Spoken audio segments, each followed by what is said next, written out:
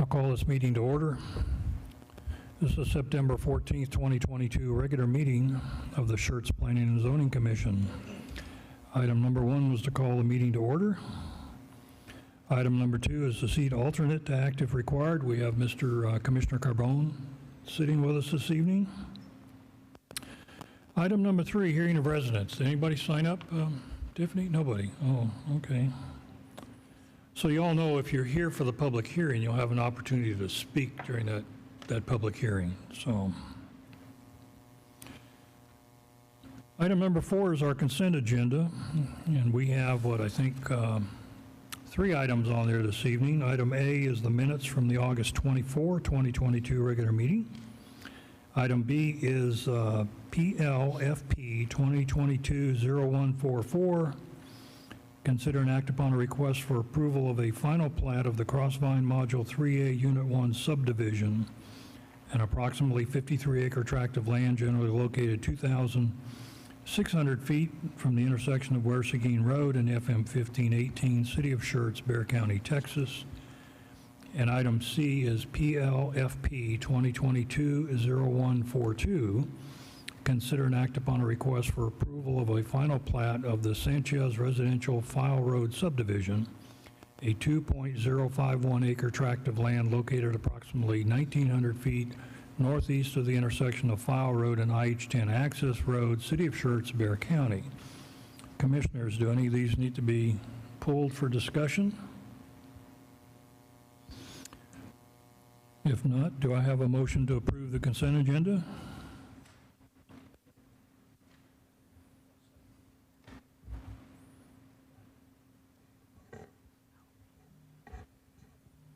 I motion to accept the consent agenda as it is.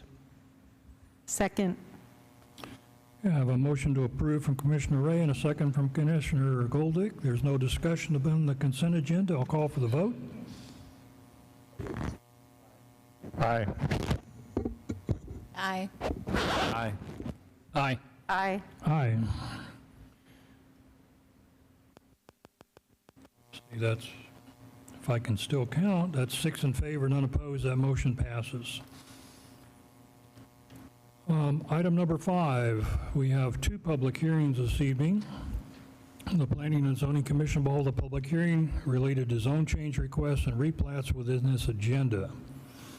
The public hearing will be open to receive a report from staff, the applicant, the adjoining property owners affected by the applicant's request, and any other interested persons. Upon completion, the public hearing will be closed. The Commission will discuss and consider the application and may request additional information from staff or the applicant if required. After deliberation, the Commission is asked to consider and act upon the following requests and make a recommendation to the City Council if necessary. So item 5A, PLPDD 2022-0056, a request to rezone approximately 15 acres of land from pre-development to planned development district, generally located approximately 2,200 feet southeast of the intersection of Lower Seguin Road and FM 1518, also known as Bexar County Property Identification Numbers 309997 and 309999, City of Schertz, Bexar County, Texas. Thank you, Commissioner.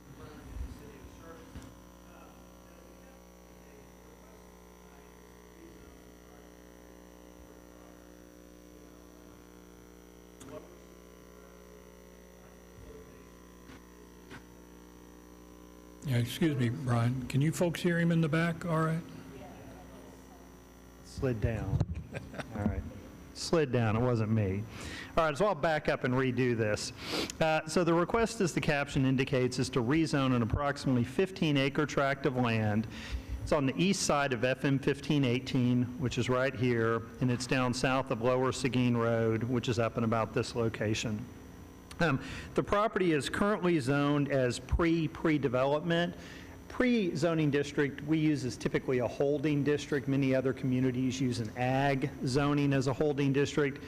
There are literally 1 or 2 uses that are allowed, but it's intended in the old days when we would annex property, we would annex it in, zone it as pre, and then it would stay that way until someone wanted to develop. As the commissioners who've been on a while know, the way we do it now, which we think is more consistent with state law, is we annex the property and we zone it to one of our typical zoning districts based on conformance with the comp plan. So zoning should be done in conformance with the comp plan, and so we'll bring it in. But we have a lot of parcels out there from the old days that were brought in as pre, and that inherently requires folks to come in and rezone. In this case, the applicant is zoning to a PDD, a planned development district with a base zoning district of R4. That's essentially our multifamily zoning district. What they've done is they've modified our zoning district a bit, and that's why they've gone the PDD route, and I'll articulate where their development is distinct from that. But to point out, the comprehensive land use plan designates the property as mixed-use neighborhood center. As the staff report indicates, an apartment complex would be one of a number of uses that would typically be appropriate for that land use designation. So from a staff perspective, it's consistent with the comp plan, and so it's really just a question of, is this particular land use appropriate in this location? So the applicant, to give a little bit, and they'll probably do a little bit of a more detailed summary, is proposing an approximately 300-unit apartment complex, and the PDD lays that out. Now, it does stipulate that the applicant can increase those number of units by approximately 10%, so really gets them up to 330 units. So from a staff perspective, while the applicant has indicated about 300 units, understand it could go up to the 330 units as articulated in the development. And that'll be a mix of 3-story buildings. I will point out that one of the areas where the applicant has deviated from the normal R4 standards is they have increased the maximum height from 35 feet to 45 feet, and that would again be typical of what you would see with a 3-story complex. The current UDC doesn't limit the height, or doesn't limit the number of stories, it limits the height. And so again, effectively, that's what the intent of the development unit is. As the applicant is proposing to lay it out, it's approximately 8 buildings, 3 stories with bedrooms varying between 1, 2, and 3 units, or bedroom units. That's not something we regulate. We typically come in and regulate, again, the maximum units at 330, the height, the setbacks, things like that. With regard to the other development standards, the applicant's not deviating from any of our normal base lot size, width, depth, or setback requirements. They are making a few other modifications to it, though. So a couple of things that they are doing is they are modifying the parking requirement, which sort of varies in a range of a number of parking spaces per bedroom, but at its core, it's 1.5 per bedroom, but then as you go up, it sort of varies based on number of bedrooms, to essentially they're requesting 1.6 parking spaces per unit. I will say that this is something staff has heard for quite a few years. You have a further item on the agenda to modify the UDC with regard to parking. Essentially what folks are saying is you just require more parking than is typically necessary. And then again, part of it is depending on who the developer is planning to market the units to, that affects the number of units that you may have. So for example, if you're going to Texas State University, go Bobcats, thank you for that, and it's an apartment complex around campus, you know, fairly near, maybe not quite within walking distance, you're going to assume they're going to have a high number of college students. Those college students may each have their own car. That may warrant a higher parking ratio than a complex where they say, nope, we're really thinking we're going to market to a lot of seniors, single folks, 1, maybe 2 cars per household. So there's a lot of variability there. So the applicant's proposing the 1.6 parking spaces per unit. The applicant's making a couple other modifications. The PDD has a requirement that allows a 6-foot metal fence around the perimeter of the entire property, as opposed to what our typical standard would be. And again, that's typically adjacent to residential. But again, as we understand it, they want to do a wrought iron fence around the whole complex. So a little bit of 6 1/2 dozen of the other. Another modification on parking is they want to change the parking space size from 10 by 20 to 10 by 18. And then again, we have a requirement for wheel stops. They want to limit where wheel stops are required to just where they're adjacent to sidewalk or pedestrian use areas to keep people from pulling up too far. So again, it's not huge issues with this. It deviates from our typical standard, what we have going forward. The next one is the signage. They want to do 2 signs as opposed to the one that would be allowed. However, the maximum area of the signs that they're proposing are 50 square feet. Normally, that one sign would be allowed at 100 square feet. Additionally, they're posing a monument sign as opposed to a freestanding sign. So the overall maximum height of the signs would be 6 feet as opposed to potentially 40 feet. And so from a staff perspective, it's 2 smaller signs as opposed to 1 taller sign. The overall square feet is the same. Again, 6 1/2 dozen the other. Often we get developers with a fair amount of frontage wanting 2 signs to catch people as they come either direction, make them aware of the complex. So again, all of that is fairly straightforward. That's essentially the gist of where they want to deviate, but essentially it's an apartment complex that they want to come in and construct, and so staff is recommending approval of the proposed rezoning to a PDD for R4. All right, thank you, Mr. James. Does the developer want to make a presentation?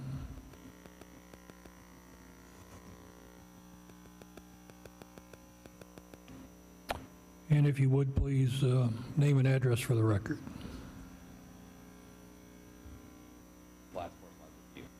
Perfect, thank you. Good evening. My name is Jason Arechiga, San Antonio, Texas, 22603 Impala Bend. I represent the NRP group, part of the application, along with the Schertz Housing Authority that's in partnership to apply for the rezoning of this property. A little history, this property was put under contract towards the end of last year. We approached the city and potentially trying to change the land use to make it appropriate for this. With that plan amendment was changed in February, and that passed both zoning commission and council, so that we could come back later with the purpose, same thing that was presented back then, with the same plan. Basically, nothing has really changed from February to now. So it's been the same plan to move forward from February to now. There hasn't been an increase in units. Frankly, it's all been the process of working with staff to make sure that everybody's comfortable on lift stations and sewer and everything else that we have to move forward with. So I can move shortly into the presentation. I know this is more focused on land use. Yes, sir. Sorry to interrupt, Jason, but I have at least 2 new members of the commission that were not with us during that, when we changed the comp plan. Yes, sir. So if you would just keep that in mind, please. Oh, well, in fact, I was told that in advance. Okay. So this presentation also covers everything that I went through back then as well. So we can also get, because like I was going to say that I know that we're focused on land use, but at the same time, I really want to discuss too what we plan on doing overall. And if it's too much information, just start shutting me off and I'll be quiet if you want. I tried to keep it as condensed as possible, and then we can open up to other questions afterwards. But that being said, I said I represent the NRP group. One of the most important things about my company is we're based here in San Antonio. We have 2 offices, one in Cleveland, one in Ohio, and one in San Antonio. Those are our headquarters. We have developed over 10,000 units in this region, in what they call the metropolitan statistical area. Over 35 apartment complexes, most of which that are geared towards what we call affordable workforce housing. And I have been in charge of developing a good majority of those. In this particular case, we had approached the city of Schertz about presenting affordable workforce options for the city, and the city had guided us towards the Schertz Housing Authority, of which 2 of the commissioners are here present today. We have negotiated with them and have successfully completed a memorandum of understanding to where they are in partnership together to help them provide continued services for, and I'll get to the type of residents served shortly, but I'll get to that in a minute. But that's basically what we are trying to do. The NRP group itself is a multi-tiered organization. We focus on development, construction, and management. So it's not just development, turnkey it over, see you later. Schertz Housing Authority, City of Schertz. We will stick around, we will build the deal under supervision with the City of Schertz and the Housing Authority, and we will continue to manage it as well. So of these type of deals, you can sell them after a certain period of time. We haven't sold one in San Antonio. So we have kept ours. If we go look at some of our older property, Costa Vizcaya on Eisenhower is our oldest property, 18 years old, still owned by us. We're still replacing the roof and repainting and everything that happens over time. So it's important that you have a company that's committed to managing as well as developing and building as well. So again, I'd skip over this slide really.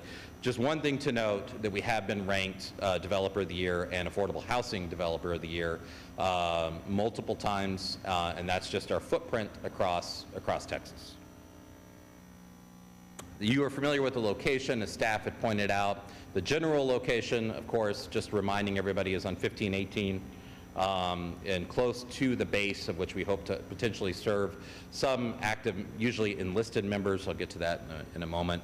But Alamo Colleges, IKEA, the Forum, a lot of, we think our future residents will be working at some of these locations. That's why I pointed out.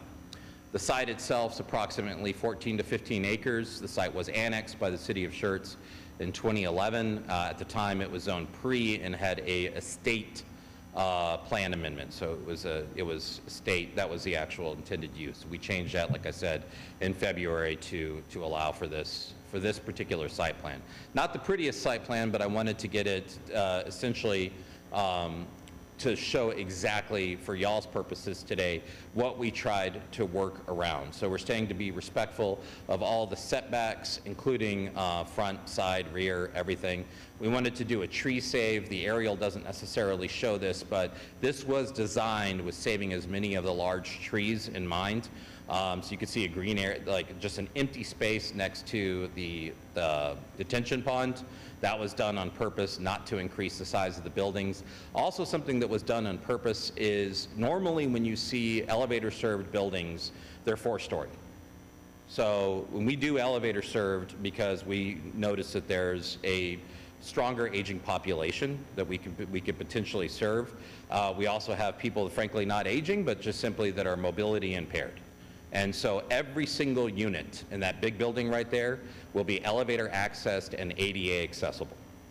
So at any time, anybody can come in and say, now they don't automatically come with all the grab bars or whatever, but all the plating is in there. So if anybody comes in and says, I need access, they file a reasonable accommodation, and we have to go in there and change everything. So we can accommodate a vast majority. All first floor units, even in the rest of the complex, are all also ADA accessible. So everything in here was really designed for, we're looking at a lot of visitability and mobility access and universal design, sustainability. Sustainability is also something too, we're building everything to National Green Building Standard Level 2. So silver level. That's important as well in terms of long-term sustainability and resiliency. Because, you know, we know what happened with the winter storm and everything. It has to be, we don't want our residents losing power, or if they lose power, it's something that it's not because of the construction methods that were done on site. Lastly, I'll note that as part of the PDD, there is obviously a give and a take too. So the trees up front, we understand we're going to try and put in, what do we say, bigger by 1.5 inches? Yes. Bigger caliper trees? Correct. 1.5 inches, not height, just caliper, y'all know. Wider trees, so we can put bigger trees, more mature trees in along the front. I'll let Ray go over more of the sewer, water, wastewater issues, but I do want to note that I noticed that some people also talk about traffic on 1518. We wanted to time this just so y'all know when we start construction, if we start construction on this, don't want to be presumptuous, it wouldn't be till about January of next year till we get permits, and it's got a 22-month build time. So we fully anticipate in talking to TxDOT that 1518 will be either fully under construction or well underway, or maybe even hopefully complete. I doubt that, but I'm hoping it could be complete by that time to alleviate some of the additional traffic that's going to be coming on. Simple elevations, these have been shared with the Schertz Housing Authority. Sorry, the resolution isn't fantastic, but it is not your cheap throw up their hardy plank everywhere, that's, or wood siding, it is cementitious siding, it is hardy plank, but it's also got stone. We tried to pattern it after the firehouse that was recently built nearby, so we have some of the metal finish and the soffits and the wood and the stone, and everything is meant to be complementary of the area and some of the design as well. So if you want, I have a little bit later, I have some photos of our similar product. So who are we serving? One of the most important things that people have been asked. Usually when you see, why are we partnering with the Schertz Housing Authority? Well, we're partnering to target folks that make between 30% and 70% area median income in this area. What is area median income in the Bexar County Metropolitan Workforce Housing Statistical Area? So many acronyms that I just want to break it down and tell you ultimately who we're serving shows up right there. That's a family of 4 making $58,030 or below, right? So not everything falls in there. While I do show the Schertz police officer starting salary at 46, doesn't necessarily fall in there, but there will be units available to that person, absolutely. It's not just a smattering of units either. We have a good percentage, 20% at 70, and then it's basically distributed throughout and distributed by unit type.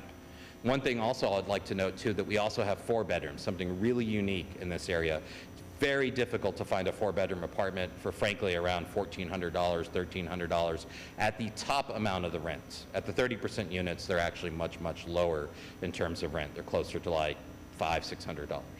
So that's something that's important that we know that we want to market. Everybody says we want, you know, a lot of sit-down restaurants and Amazon and warehouse and military, but to live in the city, it's getting to a point now, even in San Antonio, where it's hard to live in certain parts of the city without some degree of housing that's responsible and targeted towards the workforce. I do want to say that it's not just bricks and sticks.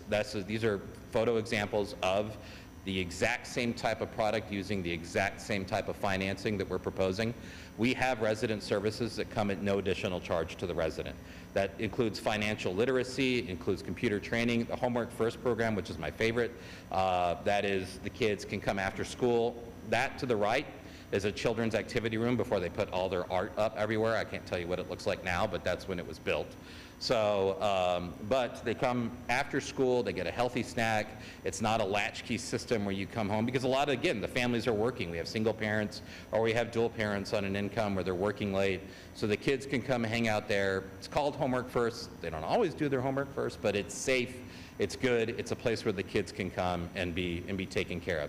We have swimming programs too, where the kids can learn to swim, and it's a really neat program. And over the summer, we do the same thing. In fact, this past summer, we gathered all our kids up in this area, took them in buses to the Capitol. We did a mock legislative session. Senator Menendez asked them if they wanted year-round school, and they pretended to sit up at the dais and be senators. It was really neat. So we do that every year. That's not just a gimmick. It's something that we commit to do. But those are part of the resident services. And if we find out, it's tailor-made to the community too. So if we do find out that there's a lot of residents that maybe are veterans, we'll target somebody to come in and talk about VASH vouchers or whatever other benefits may be necessary for a veteran community. Hence also some of the accessibility things we built in. The amenities are also there. The business center with Wi-Fi access, trying to help bridge the digital divide, is very important to us. Health and fitness center, resort style swimming pool, you can read it. So that's all listed right there and will all be part of what we're building, including the services. So moving on to just some examples of what we've built, what it looks like, what we're taking inspiration from, and then I could turn over to Ray's slides. This is using the exact same program. So there's no bait and switch. What you're seeing right there with the interior of the unit and the finish out and the quality is is the exact same financing program that we're using to build this. So in terms of quality, I think if that's a question, I only brought up deals that use this same program. That previous one was in San Antonio on San Pedro. This is in Austin. This is denser than what we're proposing. This is 4 stories. But I wanted to give an example of what a 3-story look like, of what the bigger building would look like with a corridor in style, but bring it down a floor. This is not far away at all. In fact, we have quite a few residents of Schertz living at this one. This is on 1604 and I-10. The Schertz Housing Authority toured it with us. I'd be happy to invite anybody to come by, either unbidden or let me know, or come by and see it on your own unbidden, just to see who lives there, what kind of resident services we provide, and what kind of criteria we have for the people that come to live there too. Because it's not just open, you have the money, you can come live here. You have to qualify, and some of that includes a credit and criminal check as well. So if that eases some folks' minds. That's it for my presentation. Again, I'm happy to answer any kind of questions y'all might have before and after. But in the meantime, Ray's got 4 slides to discuss some of the more nuts and bolts of the actual zoning use, land use. Thank you. So I'm Raymond Tarin. I'm with MTR Engineers, 12770 Cimarron Path. This is the site plan for the project. You saw it just previously in the presentation. What I'll be addressing is kind of the infrastructure items related to the project, as far as access, utilities, and the zoning, or I should say the land use that's currently in place for the property. So the property sits off of FM 1518, just across from the Crossvine development where Longleaf intersects 1518. The TxDOT roadway improvements that we'll be accessing that are already planned as part of the project that TxDOT has already let and should start construction next year already accounts for a full turn access at the intersection of Longleaf where we're going to be tying in. So our main drive is going to be accessing directly across from the Longleaf Drive roadway connection. And as you can see in the image, there is a crossover already in the TxDOT plans for that location. So the left turn, right turn lanes are already part of that project, already part of what's planned. We do have 2 access points to the project. We're going to primarily use the one access point that's connecting at that location at Longleaf. The second access is an emergency access only for emergency vehicles, for emergency use only, will not be used by the residents. Speaking to utilities, sanitary sewer, so the sewer offsite is going to be connected to the sanitary sewer that's on Longleaf as well for Crossvine. We did an analysis of the existing gravity system that's in Crossvine down to the existing lift station. There is capacity in that sewer for a gravity tie-in from our project. Once the Woman Hollering Creek project is in place, it has been constructed, that lift station comes offline, then we're able to tie in to that same gravity line that's being constructed in the Woman Hollering Creek project. That will be what's going to be used to serve the property. So we're proposing a crossing from the project across 1518 and then a connection down on Longleaf to one of the existing manholes there. As far as water goes, there is an existing 12-inch water main that's located on 1518. Directly in front of the project, we'll be tying into that, just below where the sewer line is shown on the screen. I don't know if you can see it there with the, this location here, we'll be tying in the water to an existing 12-inch line that runs along 1518 here. And this is the sewer line that's going to be projected off campus down to the connection point on Longleaf. We have to go a little further down the roadway because there's a drop manhole here where we can get the elevation that we need to serve the property. So, and it'll be a gravity line all the way back to this location on property. And then on site, we do have to utilize a lift station to bring it there. It'll be a private sanitary sewer lift station that will be privately owned, privately maintained by the development, that'll feed to a gravity line that is a public line from that point off-site. This gives a better illustration of where the property is with relative to the Woman Hollering. This is the Woman Hollering Creek project that's being installed here. So once that line is built, as it's currently in construction now, once completed, it'll take the lift station offline. The gravity lines that run through Crossvine already come down to this point. We'll be coming from our lift station to a manhole on site and then extending that off-site to the connection point for the gravity system.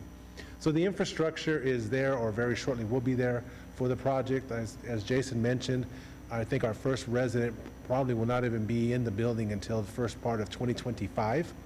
And so with that, we'll have plenty of time to get all of these other sewer improvements in place with enough time to serve the property.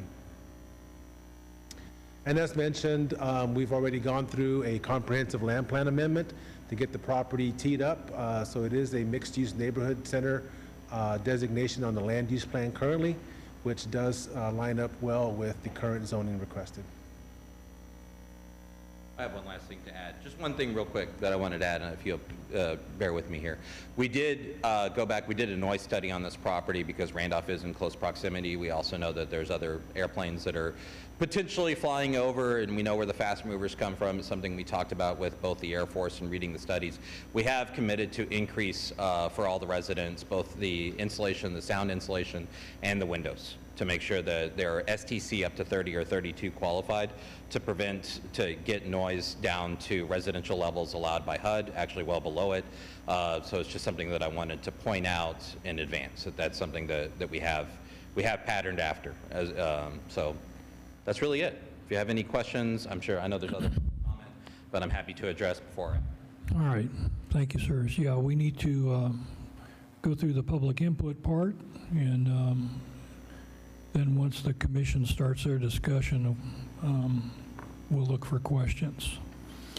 All right, so at this time, I'll open the hearing for public comment. Anyone in the audience wishing to address the council on this subject is welcome to step forward. You'll have about 3 minutes, and please, when you get up here, your name and address for the record. Good afternoon. My name is Jennifer Pugh, and I live at 8914 Sage Stem, which is the back of our property faces 1518. Yeah, and my question is, when developers... Can you speak up just a little? Sorry. So my question is, when the developers come up with their plans, do they take into consideration the neighborhoods that are already there?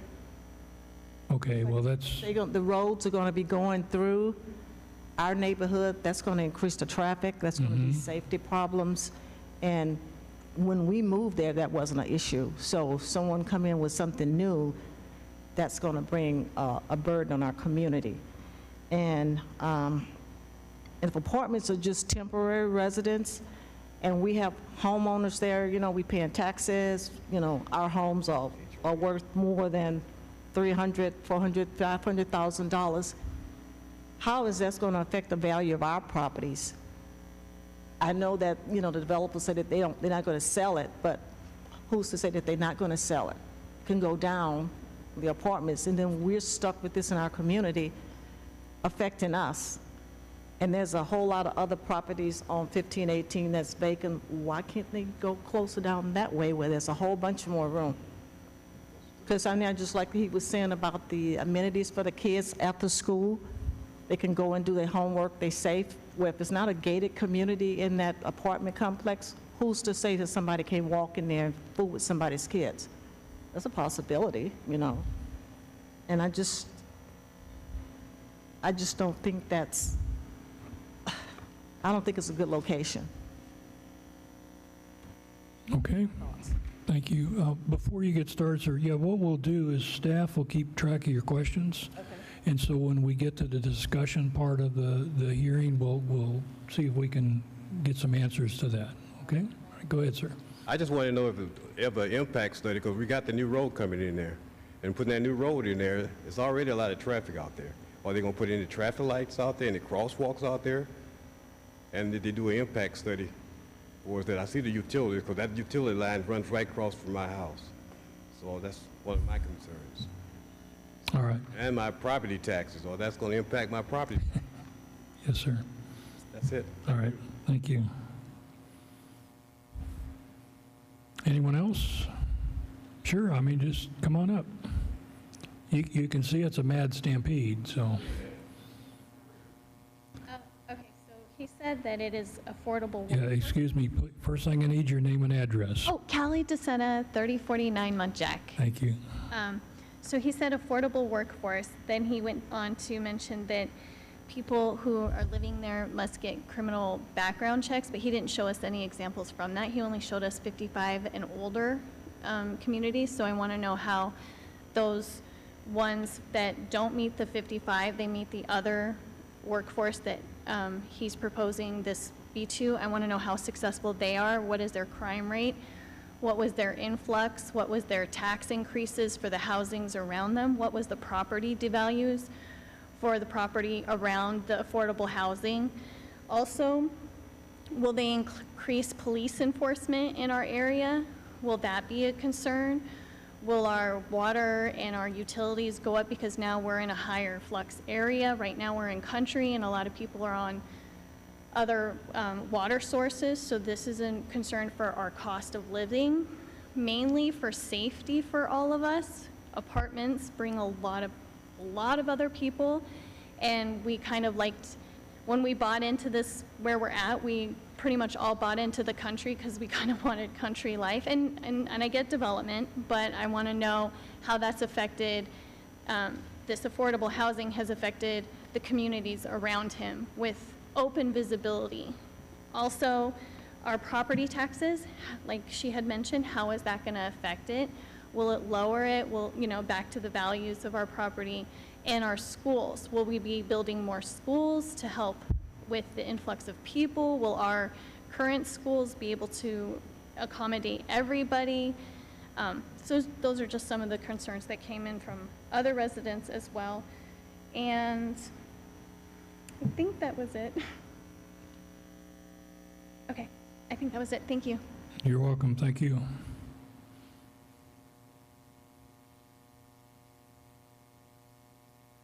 Hello, my name is Lillian Flores, 9330 East FM 1518. I'm at the two properties next to where they're planning the housing. So I do have a couple questions, as well as everybody else, you know, as far as how does property taxes go.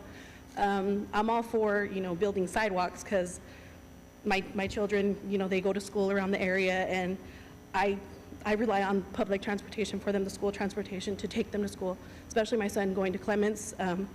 I was very nervous for him the first days of school because I couldn't get transportation to take him, bring him back to school, right? But I got it all situated. So, you know, just thinking the sidewalk, I think that would be a plus, a benefit for us. But if the property taxes and everything's going to have to start going up, that would definitely be something that would be a concern. Also, the background checks, you know, criminal checks and stuff like that, because I do have minors. They do stay home while I'm at work. That's definitely a concern. So, you know, just making sure that stuff like that is taken care of. All right, thank you.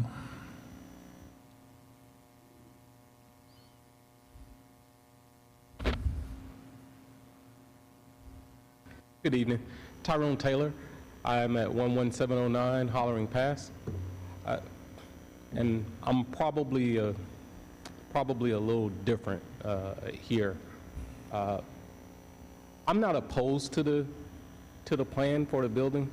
We need affordable housing. That is a fact. I can say I'm not there with the timing of. Even with the widening of 1518, the project for 1518 and that TxDOT is undertaking along with the you know, along in conjunction with other agencies in the city, is based on a previous survey, not indicative of the increased traffic that we were talking about from this development coming through. Of course, there's also another development that's coming through down 1518 closer to I-10. So I think of, and I look at the capital improvement items that need to be done that are surrounding the 1518, that Lower Seguin area, that road, in which that's been brought up plenty of times in other meetings, even about Lower Seguin. You know, the road just needs work, and 1518, of course, is going to get repaved when it's widened, and they're already starting working on that, as you've already heard. So the electrical is already being worked on. But then again, too, now you're going to have increased traffic from the heavy trucks, which is always the excuse, if you will, that's given us. Well, the road is deteriorating because of the heavy equipment that's rolling through there, and it wasn't designed for that.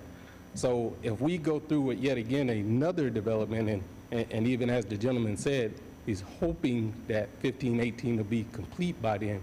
But as soon as you build it, it's going to have problems. And also to our partner, Randolph Air Force Base there, How many times have you all heard about the semi-truck getting stuck in the right turn going from 1518 to Lower Seguin? There's other problems in there that need to be fixed before we get to that point, and that's all I have for you. Thank you, sir.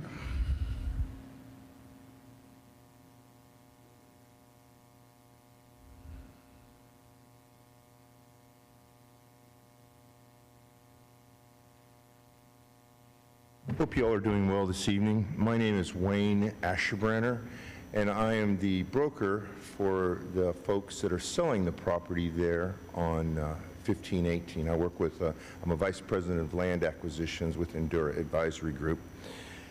I've spent a good number of years working with different property owners, and I understand all the concerns of these citizens here this evening. It's not uncommon for everybody to hear this, and I'm sure you all have heard it multiple times, concerned citizens about the roads, about property values, about additional taxation. All those are valid concerns.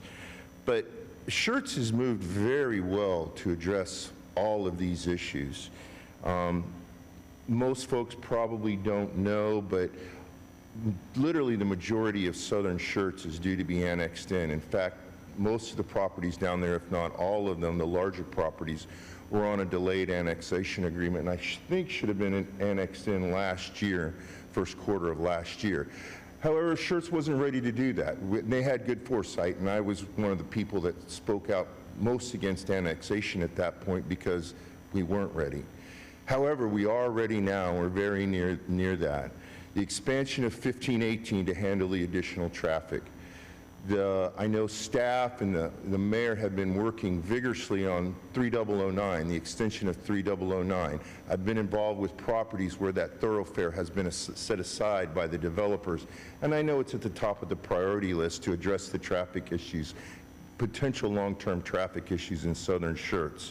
I want you all to remember that the first residents, I believe they said earlier, would not move in until 2025. So we've got a good number of years to expand, to address these issues. The other thing is the fear of workforce housing. I know that each of you up there, myself included, and probably many people out here, needed a start. We were good people, we were hardworking, and we needed an opportunity in a good community that could uplift our children, helps us sustain our lifestyle, get a good job. This is not poor people housing, and I've heard so many people just be derogatory about that almost. It's workforce housing. If you would go and look at the communities that NRP, and I believe you received an invitation earlier, if you would just take a minute and drive through those communities and see how well kept they are.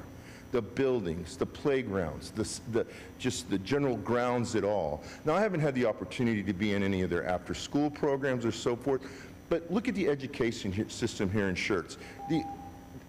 They will only enhance what the current school system is doing here in Schertz by giving those children the extra attention that they may need that their parents can't give them.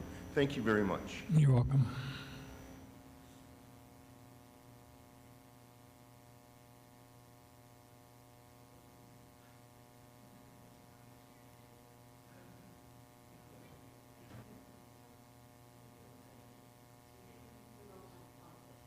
Yeah, I was going to say you weren't this bashful the last time we saw you. So, my name is Aubrey Dalla. I live at the property in question, 9120 East FM 1518 North, Schertz, Texas. We are the ones who are currently living there. One of the main things that my sister specifically wanted to bring up is Schertz is expanding.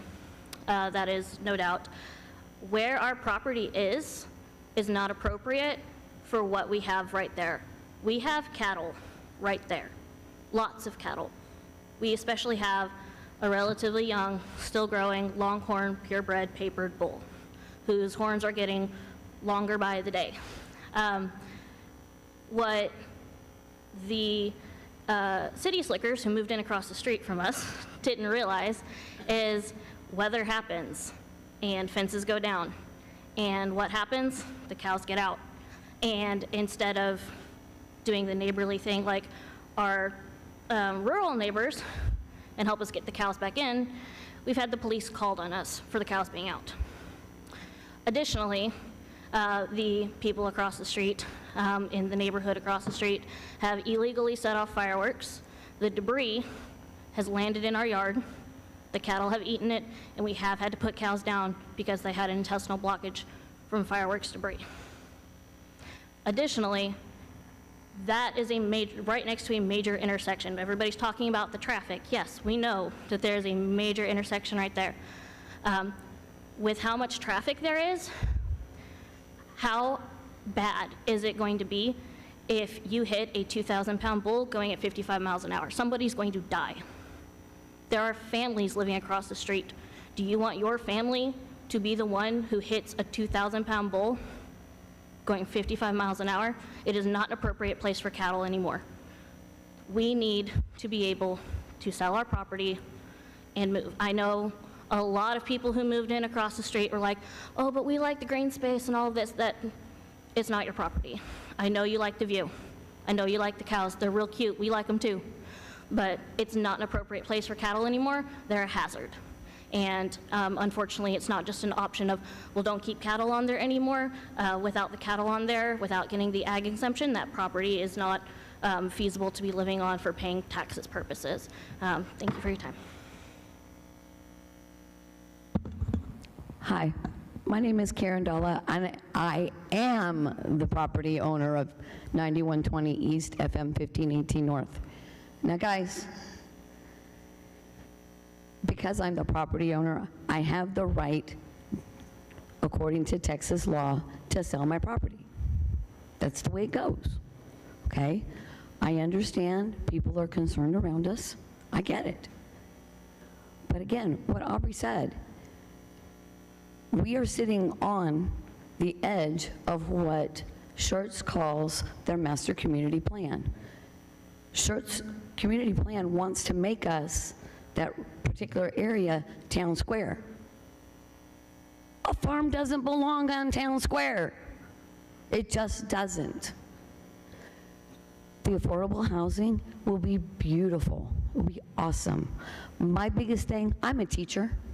I've been a teacher for 34 years. We've lived at the farm for 20 years. I've been in the district for 19. They hire teachers, certified teachers, to come in and do their after-school program. My youngest daughter is going into education and finishes up. We thought, wow, wouldn't it be awesome for her to be able to come back and be one of those after-school care teachers on the property that she grew up on? That would be amazing. Let us go ahead and move from pre to the PDD so that we can go ahead and move on. We have lots of neat plans to stay around and take the cattle with us. I mean, one of the biggest things we had was one lady told me, but you're taking away my breakfast view. Well, I'm sorry, you should have bought land to your own farm. It's just, that's what needed to happen, okay? Yes, we are afraid, and the cattle, they don't get out just because they want to get out. A fence falls down, and they just happen to graze over. That's what we're concerned about. It's the safety of our residents. I appreciate your time. Thank you. You're welcome. Thank you. Anyone else?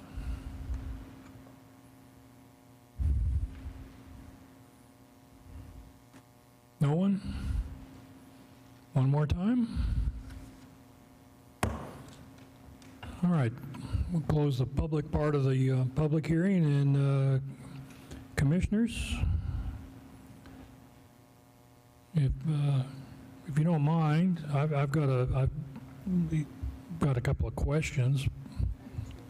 If I could start, and I'm not sure who wants to answer them. The height increase from 35 to 45, why do we need that extra 10 feet?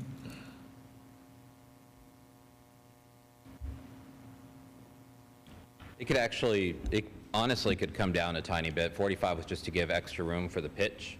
So 3 stories is allowed. It's just, it's gonna still be 3 stories, but if the way we're trying to do with the look and style with the pitch, made it go from, I'll be honest with you, our 3 stories, so think about it this way. 3 stories, your first floor is 10 feet, then 9 feet, 9 feet. So that's 28 feet. And then you have your interstitial spaces between the 2. And then those normally we insulate, and we also, for fire code, we take care, the interstitial spaces are a little bit bigger. So they're like, and forgive me, I hope I don't sound like I'm patronizing. I'm trying to get up to like why we get up to that kind of thing. And then when we get the actual pitch, we're doing a decent sized pitch roof. So ultimately, that's the reason. It's not because of 4-story, and in fact, we would make if the PDD says in no way can you ever go up to 4-story, even with the height, the 45 feet, we would agree to that. Okay. You talked about elevators. They will be installed? Yes, sir. Okay. Well, and I want to be transparent. Not in every building. It's in that primary center building. Okay. The other building, but the primary building, they will be installed, and we have a good relationship because when those things break, it's tough. And the wrought iron, is this entrance gated or is it open? The whole property's gated. Okay. So it's gated, controlled access. We just think wrought iron was prettier. But if y'all come back and say it needs to be screened, we could do that too. It's just. And then you talked about your, and this is just for general knowledge, if you don't mind, you talked about the type of financing you're using. You know, we've heard of the public support, I don't know how the tax, where you get tax breaks and all that, but you're using something different. We are using, it's to Section 42 of the IRS Government Code. Don't like the name that it's called Low Income Housing Tax Credit. When people hear low income, they think automatically that it's going to be necessarily public housing or something the case. And there's nothing necessarily wrong with that. It's just, it's not necessarily maybe what was appropriate in this area. With what we're trying to pattern is, like I said, more that 50 to 70 with a few 30% area median income. So that is the program that we are using. It was passed in 1986 as frankly a way, and without getting too much in the history, the government at the time said, our public housing and our affordable housing stinks. Is there a way we can get private development involved to incentivize and work it? And so we just essentially get tax credits, which are not tax breaks, they're just simply credits, and those are sold to like syndicators or banks, Chase Bank, JP Morgan, whoever, will come in and buy them, and that is our equity for the deal. They do have a finite time to them, though, so that is part of the timing issue. All right, thank you. And then I think whether you or maybe Mr. James, generally, I know TxDOT's probably still in the design phase out there, but sidewalks, they're including sidewalks, correct? Sidewalks and hike and bike trails, yes. Okay. And then I'm assuming, looking at 1518, and this, was it Longleaf Parkway or whatever, that's looks to be one of the 2 primary entrances into Crossvine. So I'm assuming that there's a pretty good chance there'll be a traffic light there. I'm not so sure that it's going to be signalized. I think, again, it may be at some point in the future, but again, it's probably going to be with the other uses in the area we'd have to see. So I wouldn't necessarily assume that.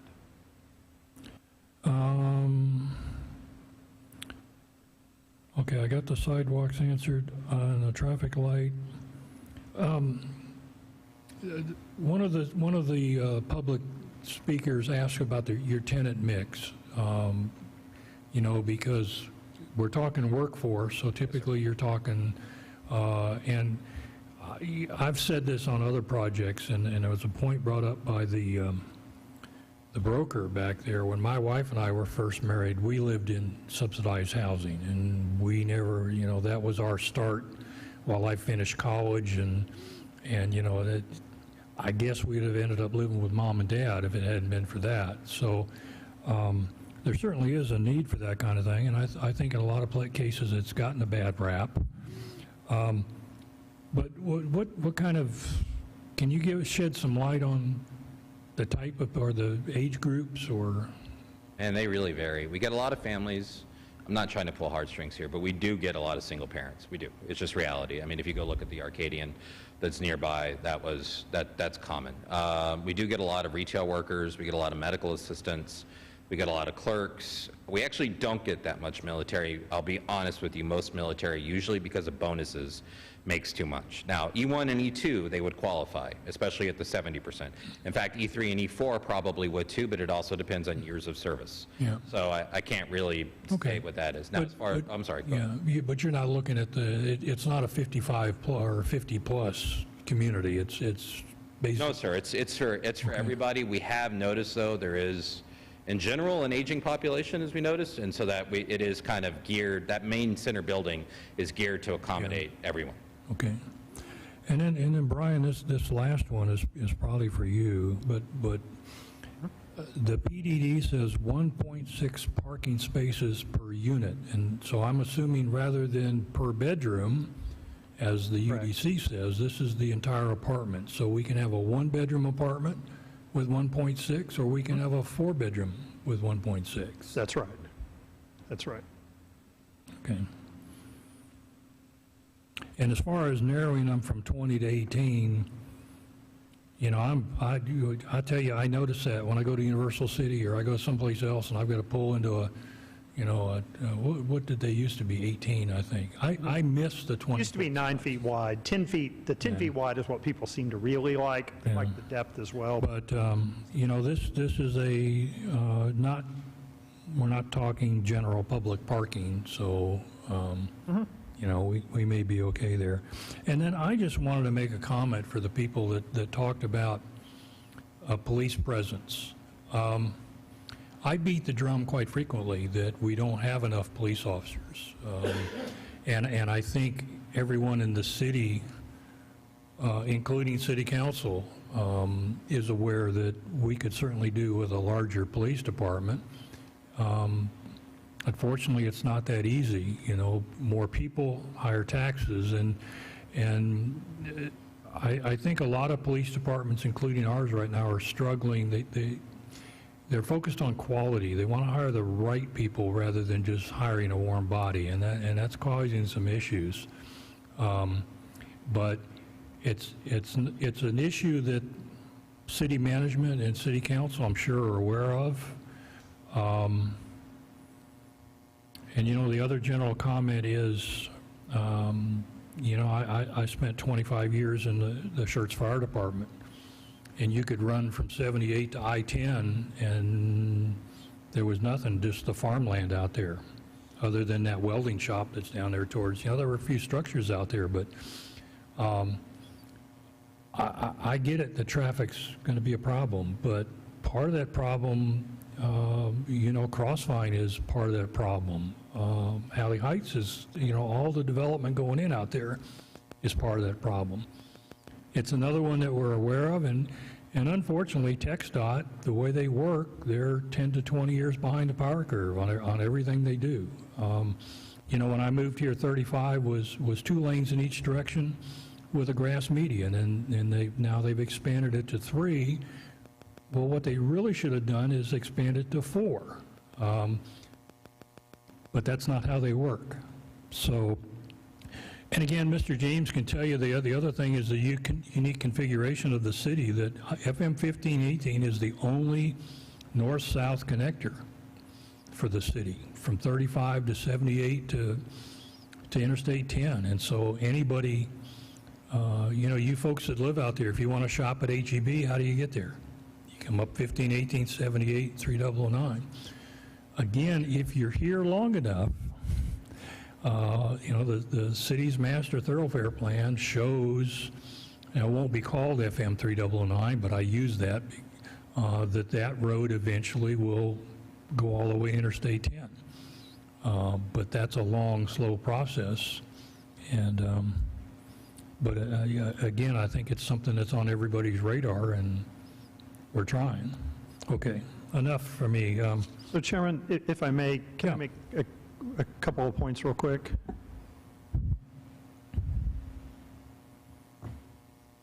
Yeah, Okay, sorry, thank you. One thing I want to touch on, and certainly the applicant brought it up, you didn't hear staff bring it up, I appreciate some of the questions on it, but just as a reminder, there are things the city regulate and things that we don't regulate and things we can't regulate. So for example, the developer's been pretty upfront. This is a tax credit project. That's not something the city regulates. So you won't see in the staff report discussion about its market rate, its tax credit, it's whatever. That's just not something. And so again, that should really not be a factor in the commission's decision.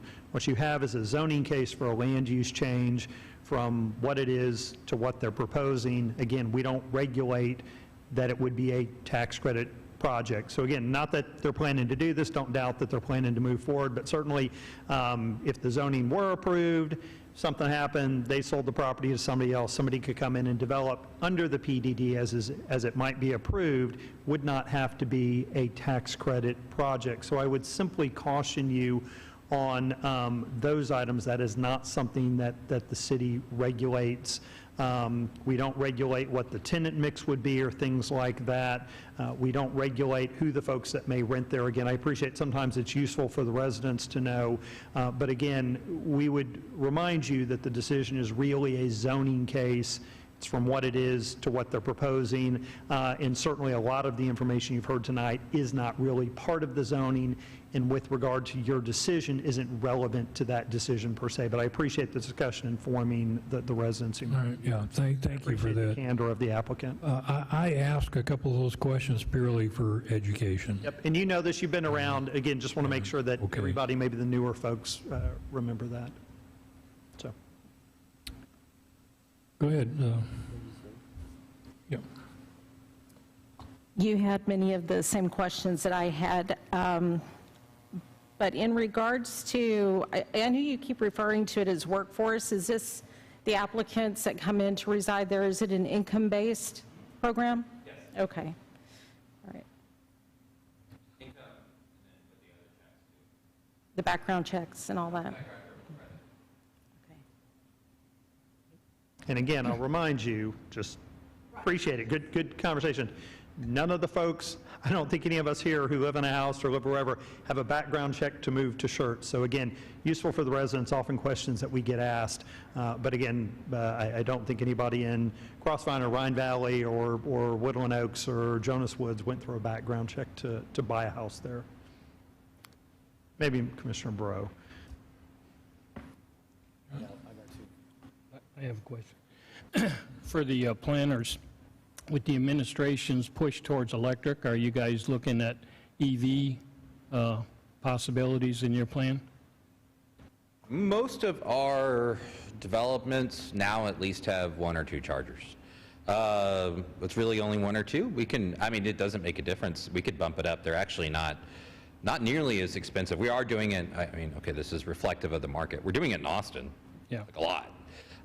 Usually in this market, if that's something that's a request, that's easy. We can do a few of them. I wouldn't say it's a request, but, you know, I don't think it's on tomorrow's horizon, but it is down the road, and it's easier to rough that in while you're planning than It's to much replace easier it to do later. it when we're planning. Yeah, we can add that. Ray, we're gonna need to add. Yeah. Okay, go ahead, John.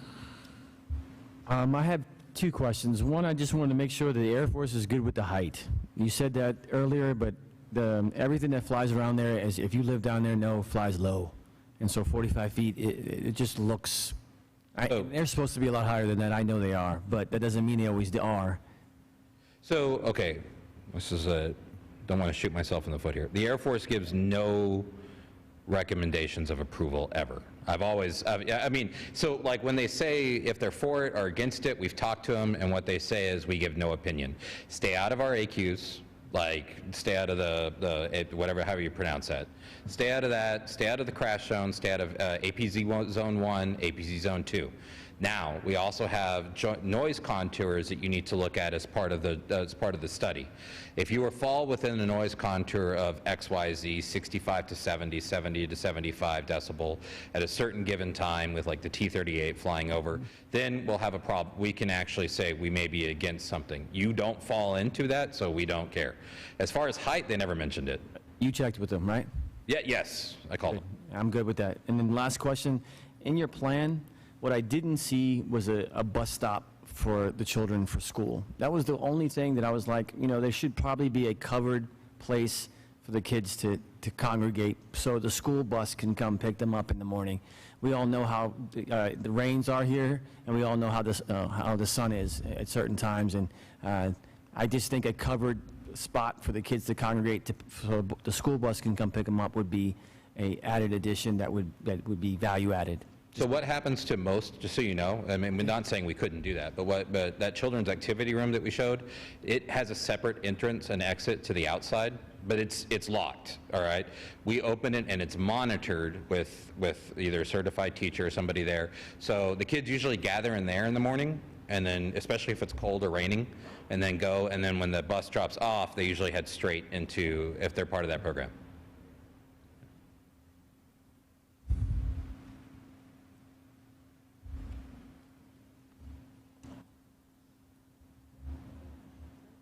Thank you.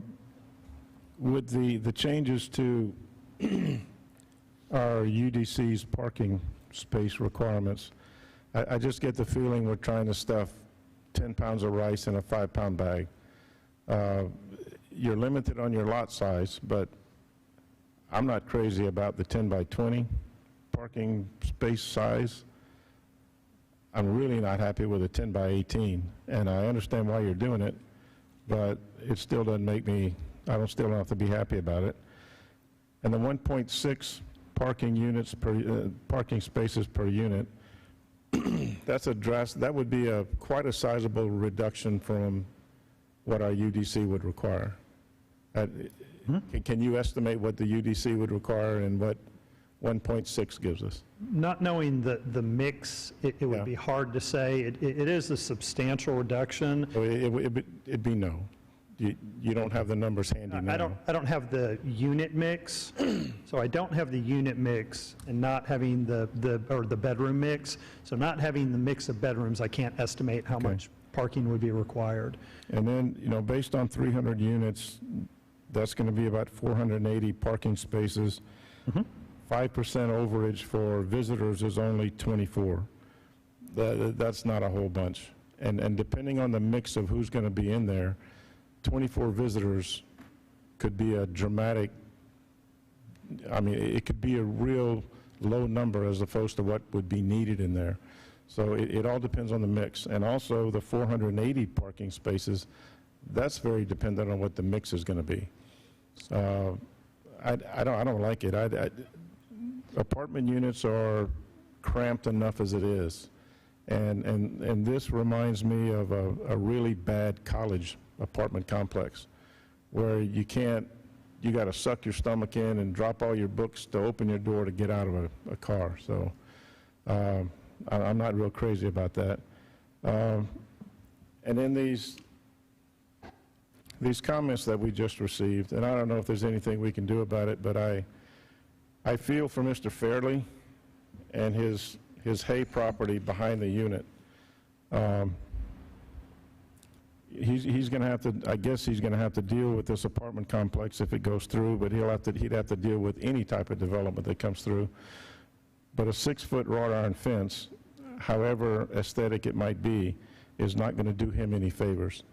And I know this is a zoning change, but it would be really nice if we could pay a little bit more attention to his property and his plight, and maybe at least give him the opportunity to continue his production for a few more years. It seems like the same reasoning that pushed the dollars off their property is going to be the same reason that Mr. Farley's going to get pushed off of his property. it just seems to be a never-ending, it could be a never-ending process in this part of Schertz. The facing of the two buildings on 1518, if I'm on 1518, am I going to see the front of a unit, or am I going to see the balcony? You're going to see the balcony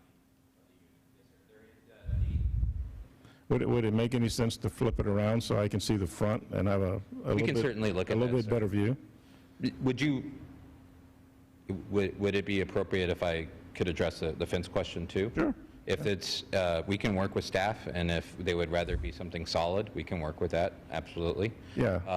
And as far as the parking goes, just so you know, most of our apartment complexes for this type are parked at a ratio of 1:5. That's our standard. We selected 1:6 to give a little bit extra room. It's not much, I agree.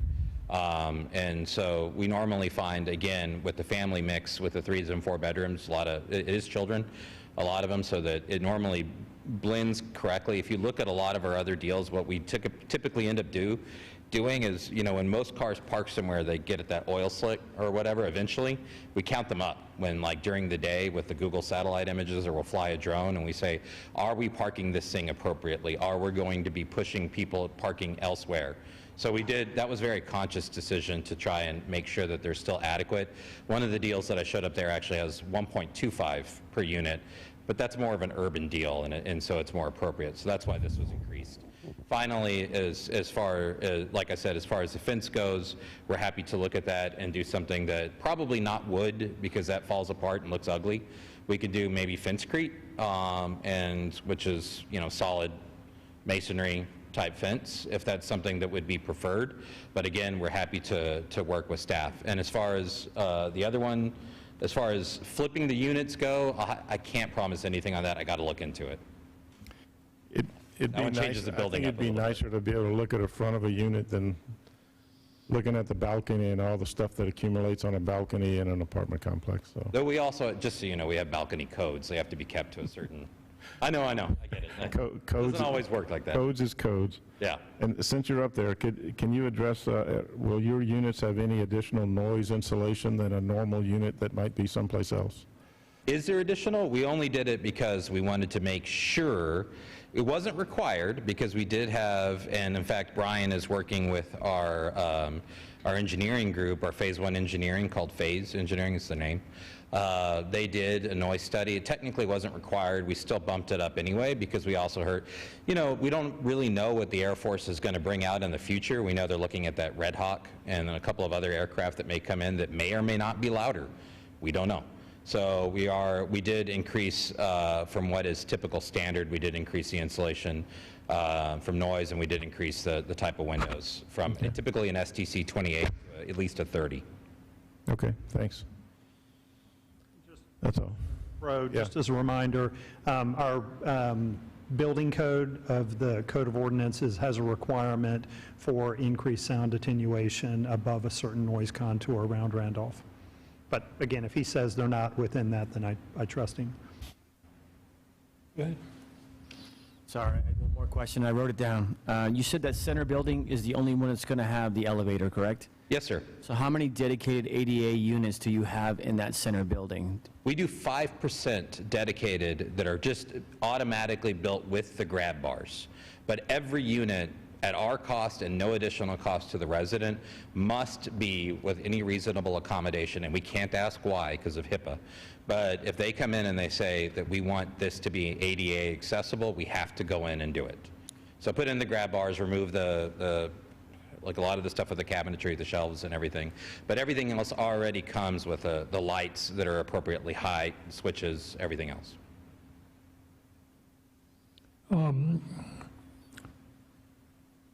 So Brian, what would if this was straight R4, what would the fencing requirement be?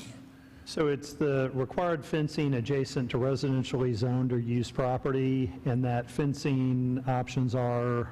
8-foot masonry. Yeah, 8-foot masonry wall. Except most of the property, well, on the sides, the property behind it, I'm assuming is still, I'm not even sure if it's in the city yet, so. Let me pull up the exhibit, see if I've got one with, But it's not zoned residential. So that's kind of what I was, that's essentially, yeah. yeah. Okay. And, you know, we have that code, and we'll go back to Mr. Bros. And that's kind of what I was fishing for, if, because I know the last one we were looking at, yeah, they had to put up that 8-foot masonry, but they were directly adjacent to residential. Let's see if we've got the zoning. So again, yeah, behind the property, the dashed area is I believe is the designation, Megan? It is delayed annexation on the Okay. backside there. So that's not, you're correct, it's not in the city. Again, it's not a regulation, but again, typically, and this is the issue, it's not as though you have a single-family home directly behind it, and that's typically the purpose. And then, would this follow the typical process to where, if this is approved by council, then they still have to come in with a master plan? Yes? No, they just simply have to plat the property and site plan, wouldn't have to do a master plan. They are in for both of those, I think. Okay. They're in for preliminary plat right now. Preliminary plat right now, and then would have site plan. But we've been looking at it as well, so I wouldn't have to master plan. And that's because it's not a... It's not phased residential neighborhood, it's a single lot, multifamily, or would be. All right. And you know, I get philosophical up here a lot. I've lived in the city 33 years, and I've seen a lot of growth, a lot of development. And I tell a funny story. I was out driving in southwestern Schertz, and they're 1 acre, and I pulled into the subdivision, and I turned left, and then turned right, which was the last street in that particular part of the subdivision. And as I drove down that street, of course, then there's a barbed wire fence and there's nothing but open land. Well, as I drove down that street, every lot on my left up against that open property had a sold sign on it. And over on the other side, it was maybe 50%. And I understand they like those lots because they backed up to that empty property, but sitting on my desk back in my office was the subdivision master plan for the other side of that fence. It's something we all like. You know, we buy our houses for a certain reason. But unfortunately, Schertz got discovered. People want to live out here. Now, why they want to live in Bear County, that's another question. But it's really something that we can't, we have very limited control over. What we try to do is manage that process and basically what we're faced with here tonight is this the right use for this particular piece of property? Now, personally, when you look across the street at Crossvine, I don't like where we've allowed that residential development to come almost up. I'd rather they set back a ways. And, this may set well, precedent's not the right word, but this may be, whatever the decision here by City Council, this could be the future of what I call the east side of 1518. So, yeah, I wish we could go back to 10,000 person Schertz. It was a lot different, and yeah. Commissioners, anybody else have anything else you want to ask, discuss? I have an addition. An addition, I forgot to mention, the reason I asked about facing the units to 1518, facing the front, is it would provide a little bit of privacy to the people on Crossvine across the street. They wouldn't have to be so concerned about people sitting on their balcony and staring in their backyard and back window all the time if you put the front of the apartment on 1518. Just something to consider, and another comment for hopefully City Council to consider as well.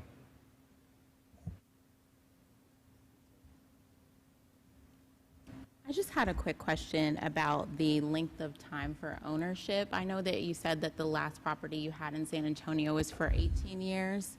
Can you tell me what those standards are before you are allowed to sell the property? Or We're allowed to sell the property after 15 years. We have an option after 15 years to get more tax credits if we want to, or we could sell it. The good news is we are partnering with the Schertz Housing Authority. They will also always be an owner on the property too. So they're not going to be, at least in my dealings with them, and I trust them quite a bit in talking with everybody as a member, they're not going to do anything that would jeopardize the long-term future of it. They're always going to be an owner of the property, whether we're in or not. But it's a double-edged sword. We want to stay in as long as we can, but they are also giving them the option to remove us as part of the ownership if we mess up. Now, I mean, historically, we've never done that. But, you know, I'm not going to say never because that would just be foolish to say so. But yes, 15 years at least. Okay, and do all of those programs stay in place when you leave? Definitively, we have to. Do they stay in place when we leave? Yeah. If you're doing additional tax credits, they would have to stay in place. If the Schertz Housing Authority is going to continue owning it, yes, absolutely. Some kind of or another, they will stay in place, absolutely. And it'd be tailored, like I said, as the community grows and as it moves. Okay. The only circumstance, again, as full transparent as possible, is if it's sold, everybody sold all their interests, which I've never seen happen, then no, they wouldn't. But again, I haven't seen that happen in 30 years. Thank you.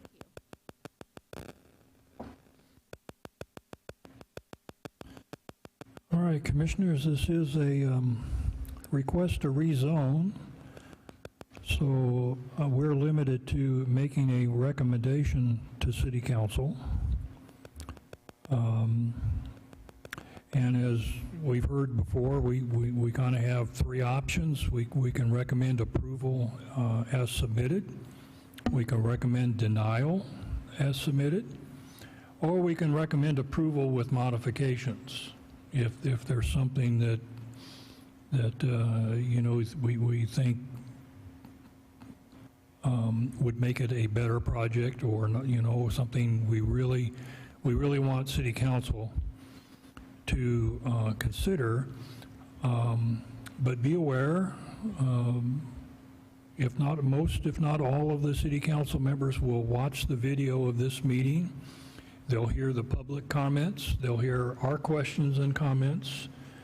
So they'll have all the background for whatever this recommendation is we're going to make. For those of you in the audience, again, we will only make a recommendation this evening. The final decision rests with City Council. So at some time in the future, do you have a date yet, Emily?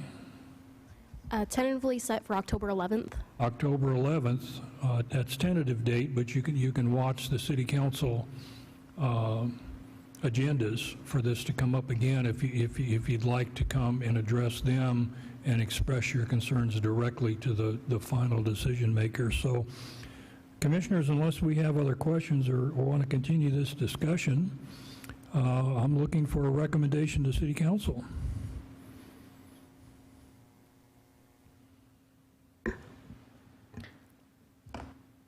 I'll make a recommendation to council to approve PLPDD 20220056 as written. Okay, I have a motion to recommend approval from Commissioner Goldick. Do I have a second? I'll second. That was Commissioner Ray. All right, Commissioners, further discussion or questions? Call for the vote. Aye. Aye. Aye. Aye. Aye. Aye. All right, so that's 6 ayes and none opposed, so that motion passes.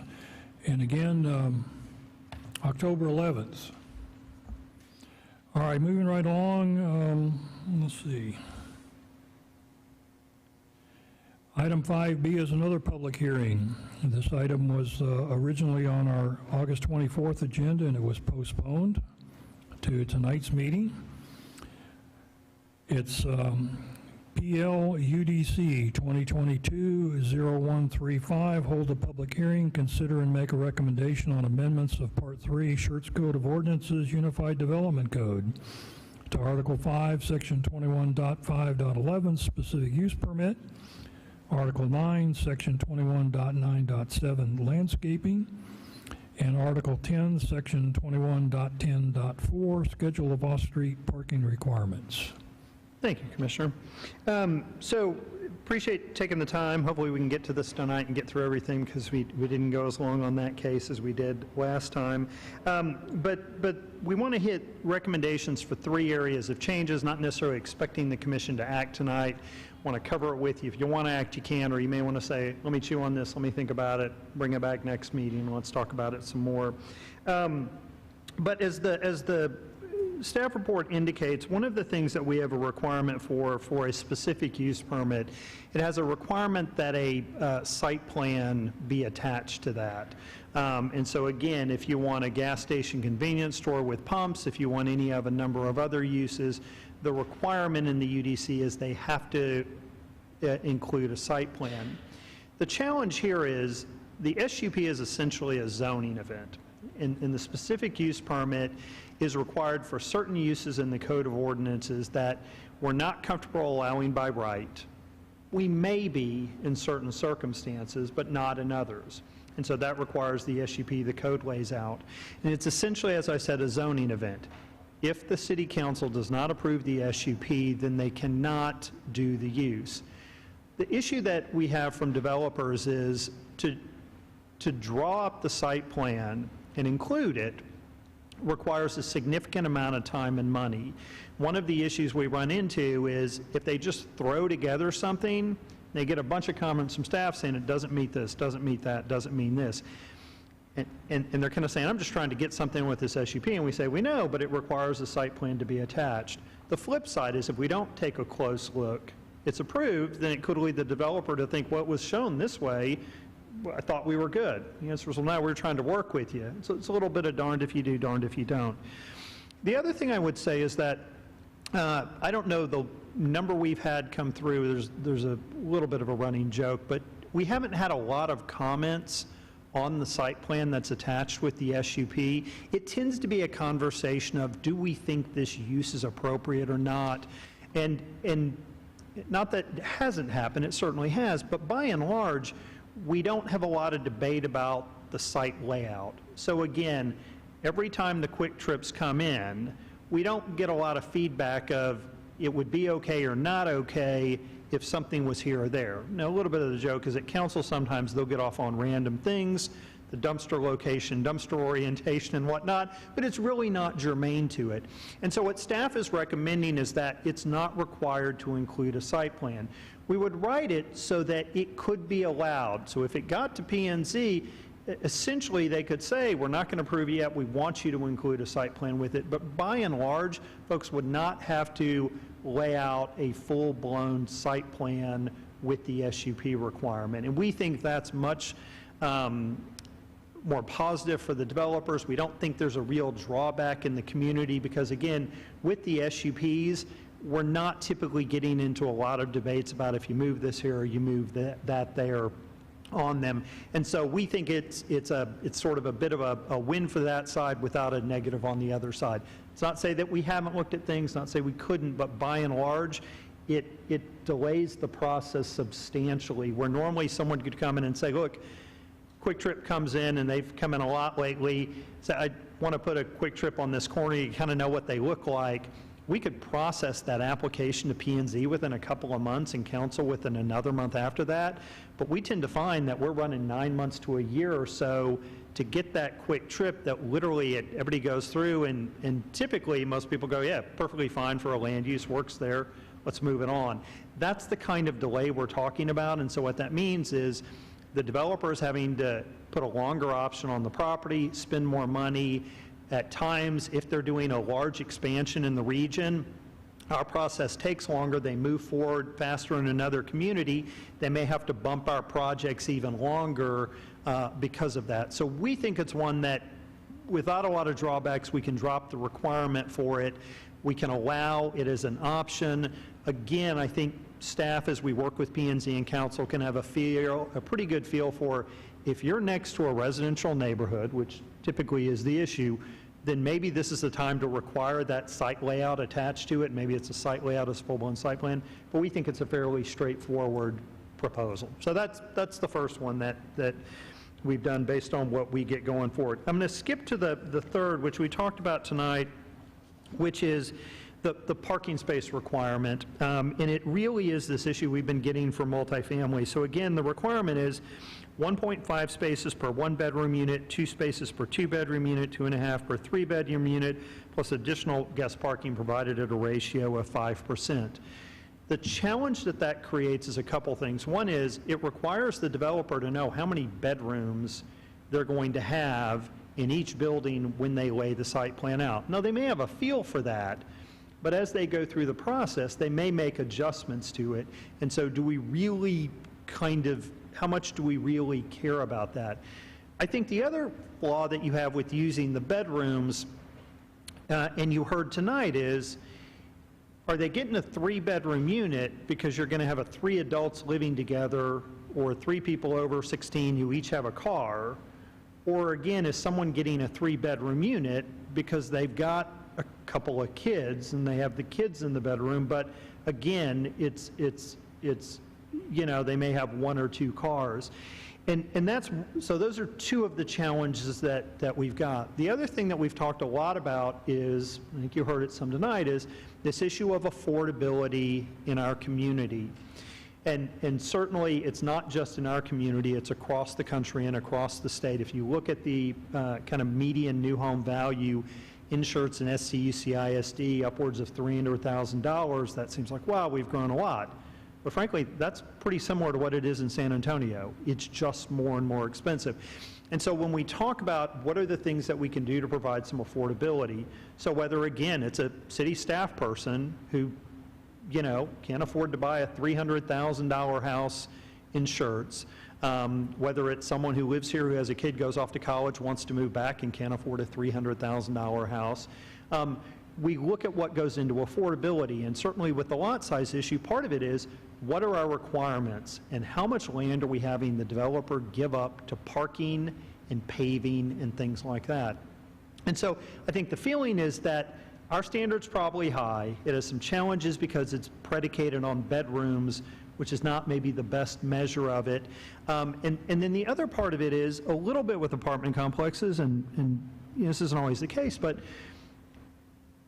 I have every confidence that developer has looked very carefully at how much parking they think they need and are providing what they feel is adequate parking, as opposed to coming in and providing less parking than's necessary that's going to create an issue. So that when somebody comes to rent, they're going, where do you park in this place? What we tend to find a lot of it really is the location of the parking, frankly, relative to the units of the door. If you look up at the apartment complex off Schertz Parkway by 35, a lot of what you see with the parking is where those residents' doors are, and they're parking close to their door as opposed to whatnot. And so I think there's a bit of difference being shown. And so what staff is going with is certainly not as significant a drop, but it's 1.5 spaces per 1 and 2 bedroom unit, 2 spaces for every 3-bedroom unit, and then that 5% additional. And again, this is part of what I would say as well, and it's with some of the commissioners who've been here a while, we talk about what is our philosophical approach to writing codes. If our goal is, man, we don't want anything to happen, then in hindsight we look back and say, oh, that wasn't the best thing, right? We don't want negative consequences. We don't want people to slip around ordinances. And we're going to set the bar really high and a really tight standard to keep from having those bad things happen or less than desirable things and something that in hindsight we look at as a problem. Bar's going to be really high, and that's going to mean we're going to overpark things because we err on the side of caution. As opposed to if we say, at some point we got to take a bit of a middle ground. So again, I would ask this. I don't know that we've had a lot of parking problems with complexes that have been built to the current standard. But again, I would come back, I don't know that we've had a lot of parking or apartment complexes built to this standard at all. I mean, in the time you've been here, Commissioner Outlaw, worked for the city, how many complexes have we had built in Schertz? 2 maybe? 2, maybe 3. 2, maybe 3. So we haven't had a whole lot. And so part of what staff would say is, if we're hearing from everybody this thing's a problem, again, we can always come back and change it. But I don't necessarily think it's the end of the world if we have a couple of complexes built at a lower parking standard, and in hindsight we say, you know, maybe it's not quite 1.5 per 1 and 2, maybe it is 1.6. We tweak it, we adjust, whatever. I don't think we're going to be so far off that everybody looks back and goes, man, what sent the city of Schertz downhill was that apartment parking standard. They were on this upward trajectory, but boom. I mean that sincerely. At some point, I think that the philosophy of council that they've expressed is not feeling we have to regulate everything to such a high standard to avoid some of those issues. And so staff is comfortable with a modified parking standard. We literally hear this from every apartment developer that walks in the door and talks about it. It's a little bit even the discussion that we had about the parking space size. And it's this issue of, to some degree, what do we care how big the parking space sizes are? I drive a Volkswagen Passat, or did till the engine sort of blew out. I don't need a 10 by 18 parking space. Now, some of you may drive big, ginormous trucks. How long is that thing, Emily? I don't know. It's huge.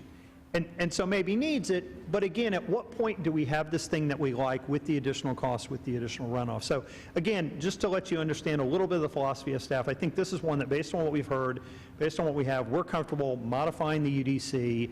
We can come back and review it in a year, 2 years, 3 years as we get complexes built and say, you know, we've missed the mark, we need to go up. Or we may come back and go, it's fine. Or we may have, and we have this on occasion, developers come in and say, yeah, that's great.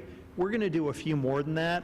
This is who we market to. We know who we're going after. We're going to voluntarily go up because you've set the floor, and we can always do more than that. And you'll get that with restaurants on occasion. Yes, sir. Sorry, sir. No, that's okay. He recommended 1.6, correct? He recommended a straight 1.6. We're going higher than that. But was that his recommendation or your recommendation? So he came in and recommended 1.6. That's what the applicant proposed. Staff was okay with that in this circumstance. Now, when staff now is talking about changing the entire UDC, while we were okay with it there, we're not okay with that going across the board as a complex. As he talked about, they've got a lot of single parents, and you know, he knows his market. We don't think we tend to find that quite as much in some of the other complexes, and so we think a few more, if we're going to say this is our normal standard, is appropriate. And that's sort of where we came back. Yeah, and I just need to jump in here real quick. This is a public hearing, and so we kind of need to stick to that format. Sure. Staff will give us presentation, we'll take public input, and then we'll have our discussion, our questions. My apologies. Oh, that's all right. Okay. So the It's next... the new guy. That's okay. And maybe, can I get somebody to help me pass out? Sorry, I'm remiss. I should have done this. So we'll talk about landscaping now, if you want to hand that to everybody, and then come back and I've got more to pass out. And what Megan is passing out is a copy of the UDC, and that's the current landscape section of the code. And when she comes back, I'm going to ask her to pass out... Let me find it. I may have lost it. Hold on. Now you're making me nervous.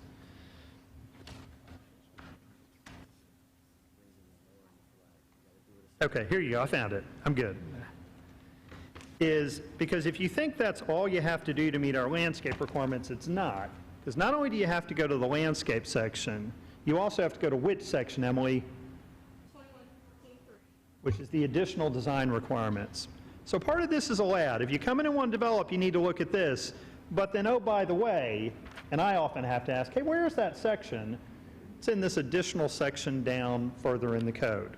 And so I'll stick with this a minute, and then I'll get you to help me use it. Okay, so what I wanted to show you is the requirements. So again, the key in the additional landscape section, as you move through that, are the purpose and applicability. And this applies to certain roads in the community going forward. But really what we're talking about is it's that affect your landscaping is Section C with regard to the buffer. It's Section D as well. And so really what you've got is the problem, and there is screening as well on the back. We're sticking with landscape. is we've got our requirements in two different sections. So the first thing that staff would say is let's stick them all in one section. It's all front and center. You can all see where it is right there. The other thing I will point out as you look through the current landscape requirements is that the requirements are kind of laid out topically, but some apply to some uses and some apply to other uses. So for example, some of these apply to, and let me find where it is. We have one of our requirements that applies to single-family homes and the amount of trees you have to do. So on page 3, under E3, or E3A, every single-family residential lot shall be provided a minimum of 3 shade trees. It's just sort of mixed in the ordinance in other areas. If you look, we have a section further down that requires a certain amount of turf to be planted on every lot. Again, this is just mixed in with the Code of Ordinances. So one of the things when I show you the changes that staff is going to propose is that we group the landscape requirements by use. And so what we're recommending that you go through, we've got some, we'll have, and I'll pass this out, or have Megan pass it out, is a section that applies to single-family duplex. So if you're building if you're a single-family home builder, you're building a duplex, what you have to do is listed right there. And I see Megan coming up wanting to pass this out, so I'll let her pass this out.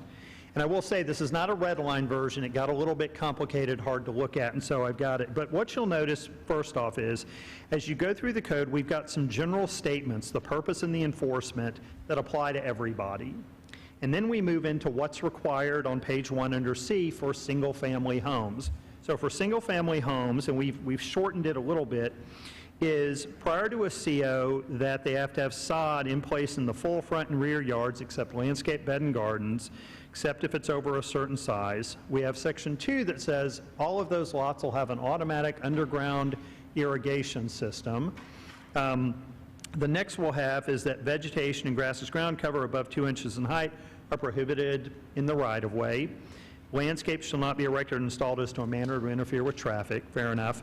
Landscape areas shall be prepared so as to achieve a soil depth of at least 6 inches. And then we've modified this section, and you'll notice if you had looked at the prior section I mentioned, the current standard is 3 shade trees, at least 1 in the front and 1 in the rear. One of the changes staff is proposing is to reduce that requirement and simply require 2 shade trees. I don't care if you plant them both in back, don't care if you plant them both in front. This goes back to sort of the philosophy, because how many people come into Schertz and the developer's got 2 in front, 1 in back, and they go, I don't like that other tree in the front yard, or I don't like the 2 trees that they planted in the backyard. And what do you think that property owner does that first weekend they're there, because they're going, I want to play catch with my kid in the backyard? They go out and literally just probably pull it up. They don't have to dig it up. I couldn't pull it up with one hand, but Sam could probably just go out and pull it up with one hand.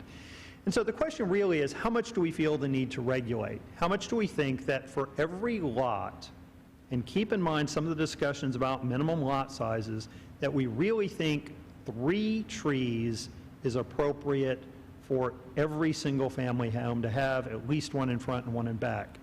Or at what point do we look to the homeowner and say, if you want more trees, Lowe's would be happy to sell you another tree of the species that you want?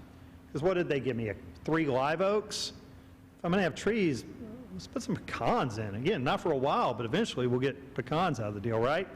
So that's the problem with our code. And so one of the changes that staff talked about is we're going to organize the code to make it much more readable for developers.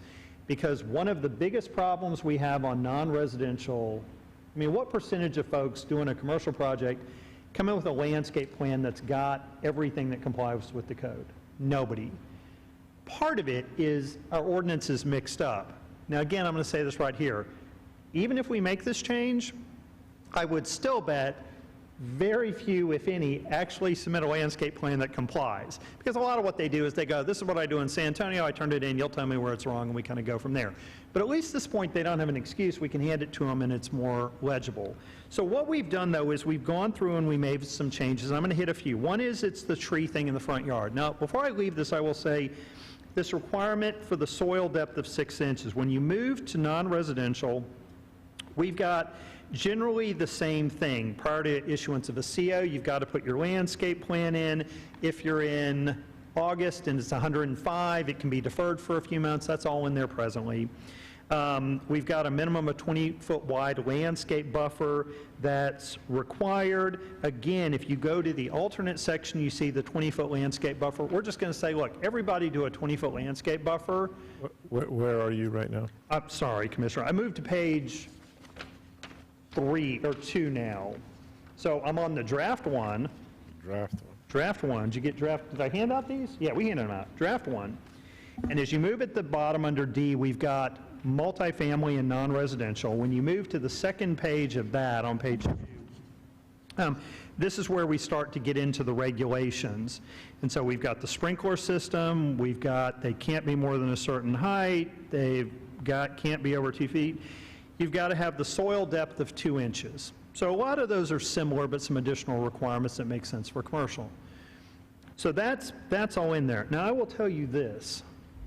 I don't think we have ever, on a residential home or a commercial business, had an inspector walk out with a ruler and measure the depth of the topsoil. So I only say that to say it's just not something we enforce. So one of the problems in the code is we have a lot of stuff in there, some of which we have never enforced since I've been here, aren't going to, and one of the things that we understand is to what degree you feel the need to say, yep, I want staff going out in every lot, and think about this, meaning not just one spot, right, but that single-family lot that's as big as this room. We got an inspector walking around and every few feet punching down to make sure the topsoil is that deep. It's just not something we do. The requirement makes a lot of sense. You want that topsoil there so they can get the grass established, but again, nobody really does it. It's part of a cost. And again, as I say that, I would bet that most folks don't even know that requirement is in there. And so the question for you would be, do you really think we're having a problem with that we need to be regulating the topsoil because we aren't doing it today? The caveat I'll give you is, yeah, I've got projects that are sitting out there that cannot get revegetation established that I walk out and go, part of the problem is you've got no topsoil. It's all rocks. I mean, it's literally hard packs. They've been driving equipment over it, a bunch of rocks on it. That's why you're never going to get anything to grow. It's not really a topsoil requirement. But we've left it in there for this version. The bigger change comes to the bottom of page 2, and this is the landscape installation requirement. We've got at the bottom a couple of requirements, 3 requirements that are mandatory. So again, everybody has to have that 20-foot landscape buffer adjacent to residential or residentially zoned land when they come in, a non-residential multifamily use. So again, a resident seemed to like that. If I've got a business coming near and I got my neighborhood next door, 20-foot landscape buffer separating between us, right? The other part that we've got is that 20% of the development shall be landscaped overall. Want a certain amount of landscaping. Figure out where you want to put it. It's in there. And then moving up to the top of the next page under C, that's that 20-foot buffer across the front. So those are kind of the ones that, in my opinion, and I could be wrong, that our residents most care about. And so everybody needs to do them. But what we've done beyond that is we've taken the current requirements, essentially, there are about 11 of them, and we've said you just have to meet 9 of them. You can pick which 9 you meet, but you get to decide. And so what that does is it provides flexibility to the developer. Again, we don't think if we go to this, you're going to have people saying, man, what's happened to this community? They used to have, it seems, more landscape requirements, and they don't. So again, we've heard from Commissioner Bro at times about you're making them plant big trees under power lines.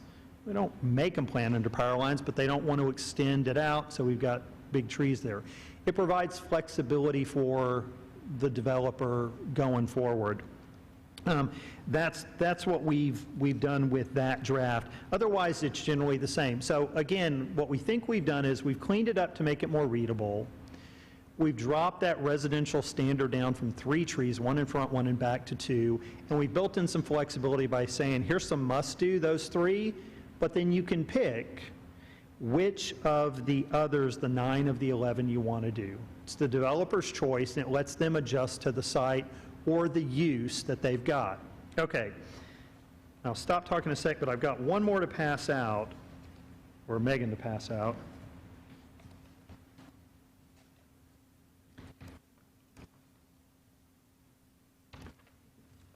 This is draft 1 overlaid with 2. And you'll notice that this one is a fair amount shorter.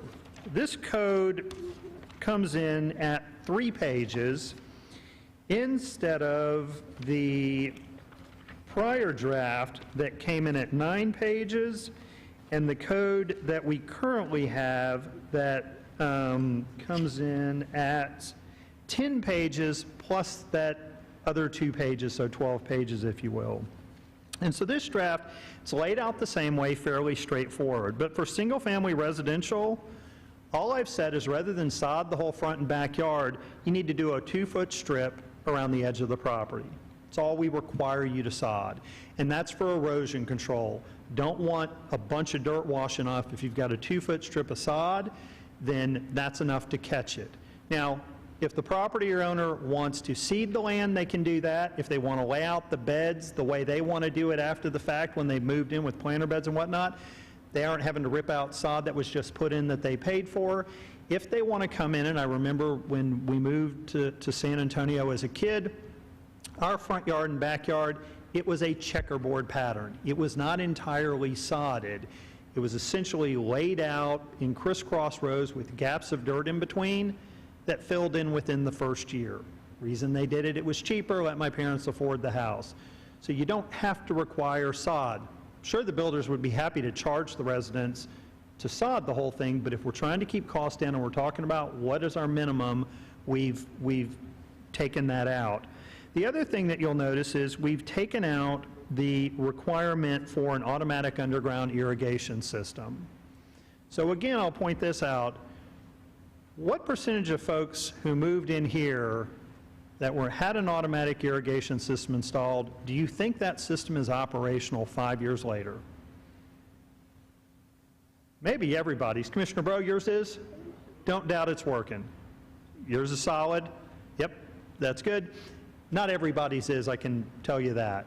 And the question is, why do we require everybody to have that automatic underground irrigation system? It's nice, but is it really our role as the city to say you have to have that? Again, the house I grew up in as a kid, it didn't have an automatic underground irrigation system.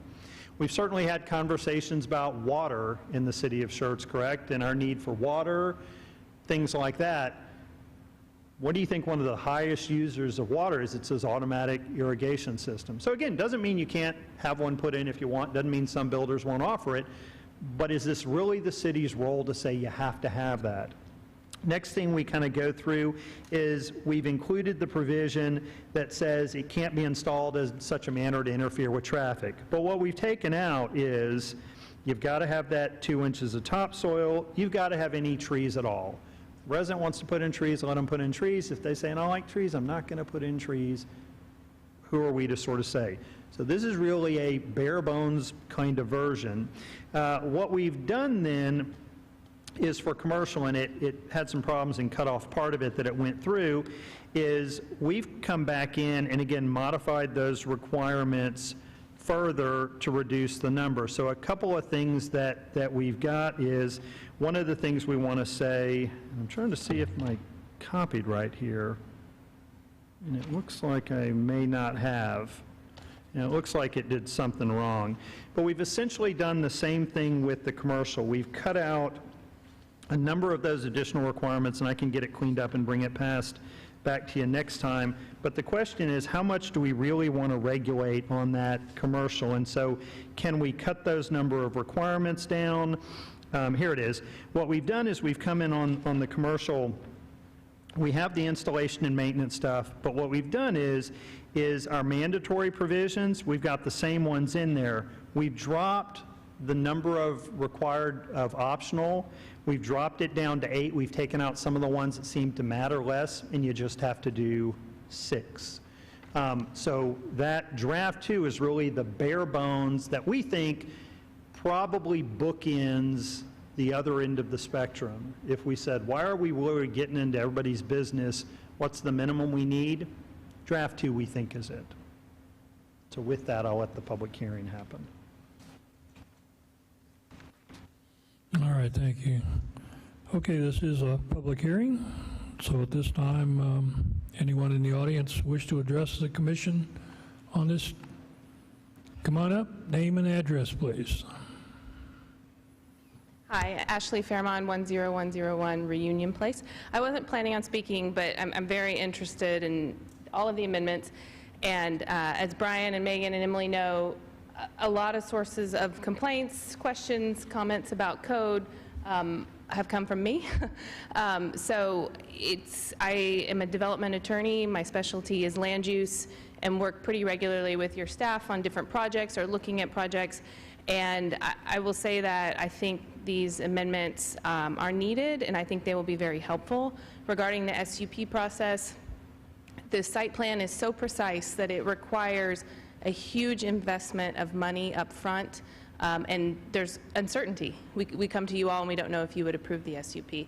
And in other communities, we have SUPs with site plans, but they are not locked in. So there's still the ability to have conditions placed on the zoning, but not be stuck with a certain site plan and then spend tens of thousands of dollars and come to you all and it's denied. So that's one. Regarding the parking, I work on quite a bit of apartments, and the standard is parking is people feel like they need it less and less. And like, for example, San Antonio, their minimum is 1.5 per unit, maximum 2 per unit. Even a garden-style suburban project is maybe 1.8 spaces per unit. So we're not seeing people using that much parking. It used to be apartment complexes were overparked, and so then you have seas of parking in spaces that could be pervious, could be landscaped, and could be better used. So the comment we see most from apartment developers when they look at city code is, there's no way I can meet that parking requirement, or I want to. And almost all of those, or all of them, have institutional lending. So they're not going to underpark their project. They can't. It has to be financed. And so the parking is something that is incredibly important. On the project you all heard earlier, if that had to meet code, it couldn't happen. So that's a concern. I did a little bit of math just looking, and even under current code, it's quite excessive as opposed to even 1.75 per unit. So I just think that is a welcome change, and having the ability to set a minimum, and then anybody can go over that if they choose to. And then finally, I will just leave my comments by saying the landscaping is incredibly confusing, and I'm somebody who looks at code quite often, and I feel like every time I look at the code, if we're working on a PDD, that I missed something. I'm like, oh, there's another landscaping requirement that we missed. So I think the changes, while I'm not as familiar with the details of those, but the idea of simplifying it would be well received. So thank you. All right, thank you. Anyone else? No? Okay. All right. Consider public part closed. Commissioners, our turn.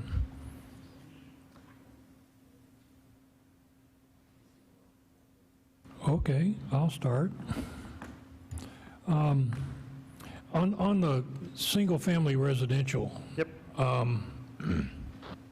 I can tell you 2 trees in the front yard is a mistake. If you just come by my house, I've got 2 giant oaks sandwich, and one of them really can't, there's not enough room for 2 oaks.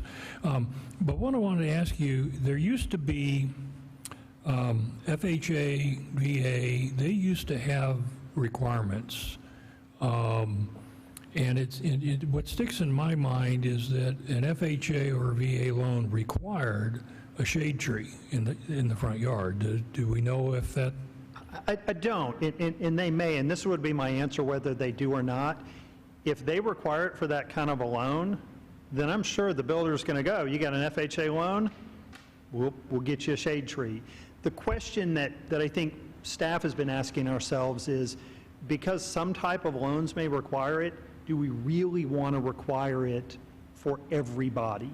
And again, I think the home builders are familiar with this stuff. When people come in, depending on, they understand what has to happen, and we would defer to them. But again, too often that we've got is, I would bet if you drive through some of the neighborhoods that were built a couple years ago, you will not see 3 trees in every with 2 in front, 2 in back, because what we find is people go in and start messing with it. Now again, I will say this, the reason that we have those requirements for the trees, for the full sod, for the irrigation system, is we wanted this higher standard. You know, I used to work in San Antonio. They didn't always have this, so you would go out and you would see, yeah, there's neighborhoods that don't have any trees in it. And again, one of the issues may be is due to affordability, those folks may have really had to stretch to just get into that house to begin with. And yeah, they don't have a ton of money to go out and put into adding an irrigation system and adding those trees and things like that and sodding the land, and maybe you don't get quite as nice. But again, I think the question that staff is looking at is, where's our role as the local government to say everyone has to do this? And then at what point do we sort of defer to the market and say, do we really think that all of the home builders are not going to install irrigation systems? I think you're still going to have some do it. I think you're going to have a lot do it. I think you're going to have a lot of trees, and they'll kind of raise the price as they do those things. But it really is this philosophical of what's our role and where do we want to be as a community. And then part of it with the 2 inches of soil, we just don't enforce it. And frankly, as we take this look and I stand up here and go forward, is that if that provision is left in our code of ordinances, then going forward, if the change is made, we will go out and we will enforce that provision. But I can guarantee, and probably get a nod, that I will get a series of calls going, they need a CO, your guy is saying they got 1.5 inches of topsoil. And I'm going, yeah, the code that was just affirmed is 2 inches. And if it says 2 inches, needs to be 2 inches at least. That's the issue that we've got. And while we all say, well, God, wouldn't you be flexible? This becomes the challenge that staff has. I stood up here and said, let's just do away with it. They all said, no, or perhaps, we want that 2 inches. And my assumption is if you affirm that, you want to make sure we're going out and we're checking it. And there's some things that, as Commissioner Outlaw knows, you need to make sure it works. It needs to be exact, the fire sprinkler system. There's other stuff. In the entire 10 years I've been here, I don't think we've ever checked depth of topsoil. Perhaps we had a new planner once. Perhaps the first site plan Sam goes out on to inspect, he's out there going, I got my ruler, ready to check this 2 inches. And then he comes back and Megan's like, yeah, don't ever do that again. We don't need to check it. So. In the off-street parking, in the apartment complexes, of course, this goes back to my previous life, and I don't see the fire department standing in front of us saying, we object to this because we can't get through.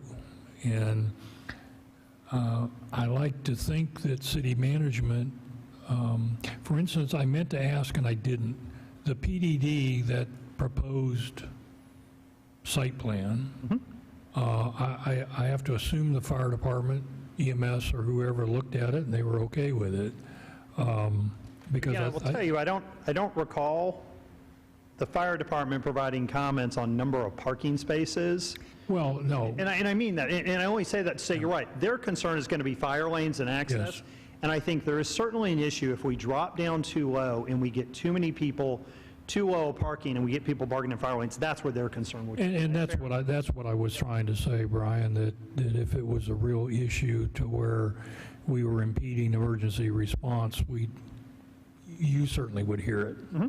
So, and you know, I had a couple conversations with Megan and Emily about eliminating the site plan from the SUP application, but I get it. you know, I guess we don't realize how much effort and expense that costs. Well, it was kind of like the one subdivision coming to us with this, you know, they didn't want to commit a whole lot of money to laying out their subdivision and saying this is exactly the number of lots because they didn't know whether it was going to get approved or not, and they didn't want to spend all that money. The other thing I'll say is it's not just the time and money on the part of the developer, it's the time staff puts in to that, and this is this issue. Right. We want folks to get through a little more quickly, then I got to free staff up so they're not supposed to be walking out there. And same thing, building inspectors, measuring 2 inches of topsoil or necessarily reviewing a site plan with an SUP for a project that may not get approved.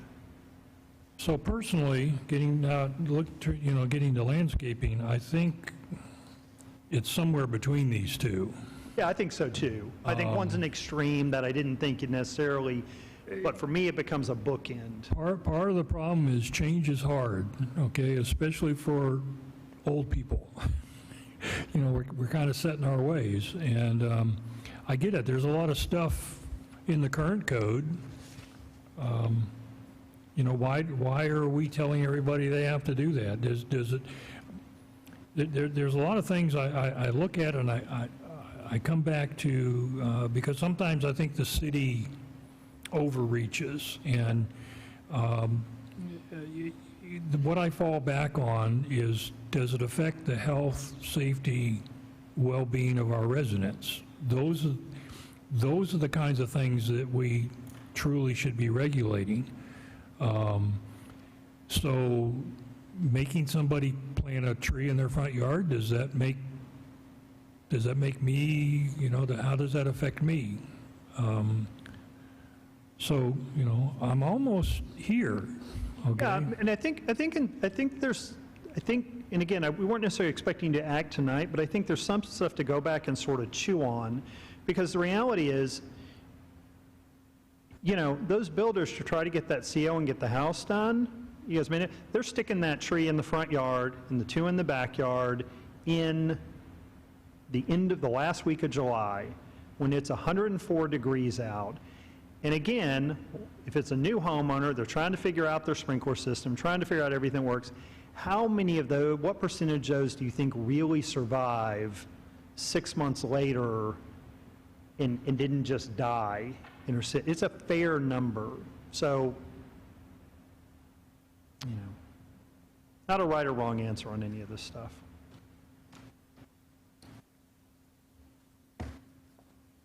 Richard, anything?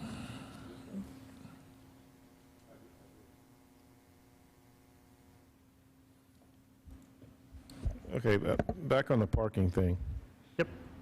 So let's go back to the apartment complex. If we go with a 10 by 18 parking space, and on some of those units, they're going to install a wheel stop or a stop or something, a curb. They're going to install a curb. Does that effectively shorten that parking space to, say, 10 by 16, or? Yeah, I mean, essentially, if what you've got is a parking space size was 10 by 20 and you have a wheel stop, the wheel stop is typically a couple feet back from the end of the parking space. So if I have a 10 by 18 and I put a wheel stop, it's the 10 by 16. That's correct. And a standard F-150 is 19 feet. Yes. So if we put, by happenstance, you get two F-150s parked rear to rear, are we going to get a fire truck in there? You probably would not. Yeah, that's accurate. And so again, it bugs me that, you know, you say we don't get any comments from the fire department. What are they doing? But here's what I would say, Commissioner Bro, and this is sort of my commentary to you, and this is a philosophical, and I mean this sincerely, and it's a valid point. If the concern we have is we're going to have two F-150s parking head-to-head or end-to-end, because most people in an F-150 back in, right? So they're going to be backed in against each other. And wait till that trailer hitch dings. And, exactly, yeah, put another 6-inch trailer hitch on it. And they're going to be there. And they're going to be hanging out. And I mean this sincerely, and I don't mean it to sound facetious, but if that is enough of a concern, that to say we need to make sure we have 20-foot deep parking spaces, then so be it. But I would argue, unless you're going to Cowboys Dance Hall or something, or wherever y'all would go, the young people these days, how often are you seeing that? And not that you haven't seen it at HEB. I bet if you went up to HEB, you'd find it on occasion. But how often do you see that is enough of a concern to say we're going to do that? Or is the guy driving his, how much does an F-150 cost you these days either? What? Well, a nice one, like a P&Z commissioner would be driving. What's that going to set you back? $80,000, something like that? 85. $85,000. And again, maybe the person driving the $85,000 F-150 is like, yeah, I'm going to back in next to this other F-150, and I'm going to be hanging out 1.5 feet across the front, and I'm going to risk somebody hitting it. But likely, what they're going to do is they're going to go, we're going to hike a little bit, and we're going to find the spot where I'm not hanging out. There's not a right or wrong answer, and I'm not mocking, but that's really a lot of what this comes down to. Let me offer a fire marshal perspective. In the International Fire Code, the minimum width of a lane is 20 feet. I believe we've amended that to 24 feet. So again, theoretically, where you've got an F-150 sticking out 3 feet, you've still got 14 feet, and fire trucks are, they have to fit the lane, so, well, it's a little tight. There's no issue driving through there. Yeah. The other example I'll give you, and hopefully my wife never watches this video, but we went up to HEB, I think over the weekend. Drives a Hyundai Santa Fe that I'm borrowing now because my car's having problems. Pull into HEB. She pulls through the other space, goes heading the other way, and she is probably 5 feet ahead of that back line where I get out and she sees me kind of walking and looking and doing this and is like, what? I say, you pulled a little far forward, don't you think? She said, I think it's fine. I was like, okay. At that point, with my little okay, she goes, gets in, backs up, gets out and goes, are you happy? And then you can imagine what the rest of my evening was like, having made this commentary on her ability to park. She doesn't usually watch these meetings. But I only say that to say, yeah, you can go to HEB and you've got somebody who's pulled here or there. The question is, how much of a concern is this stuff?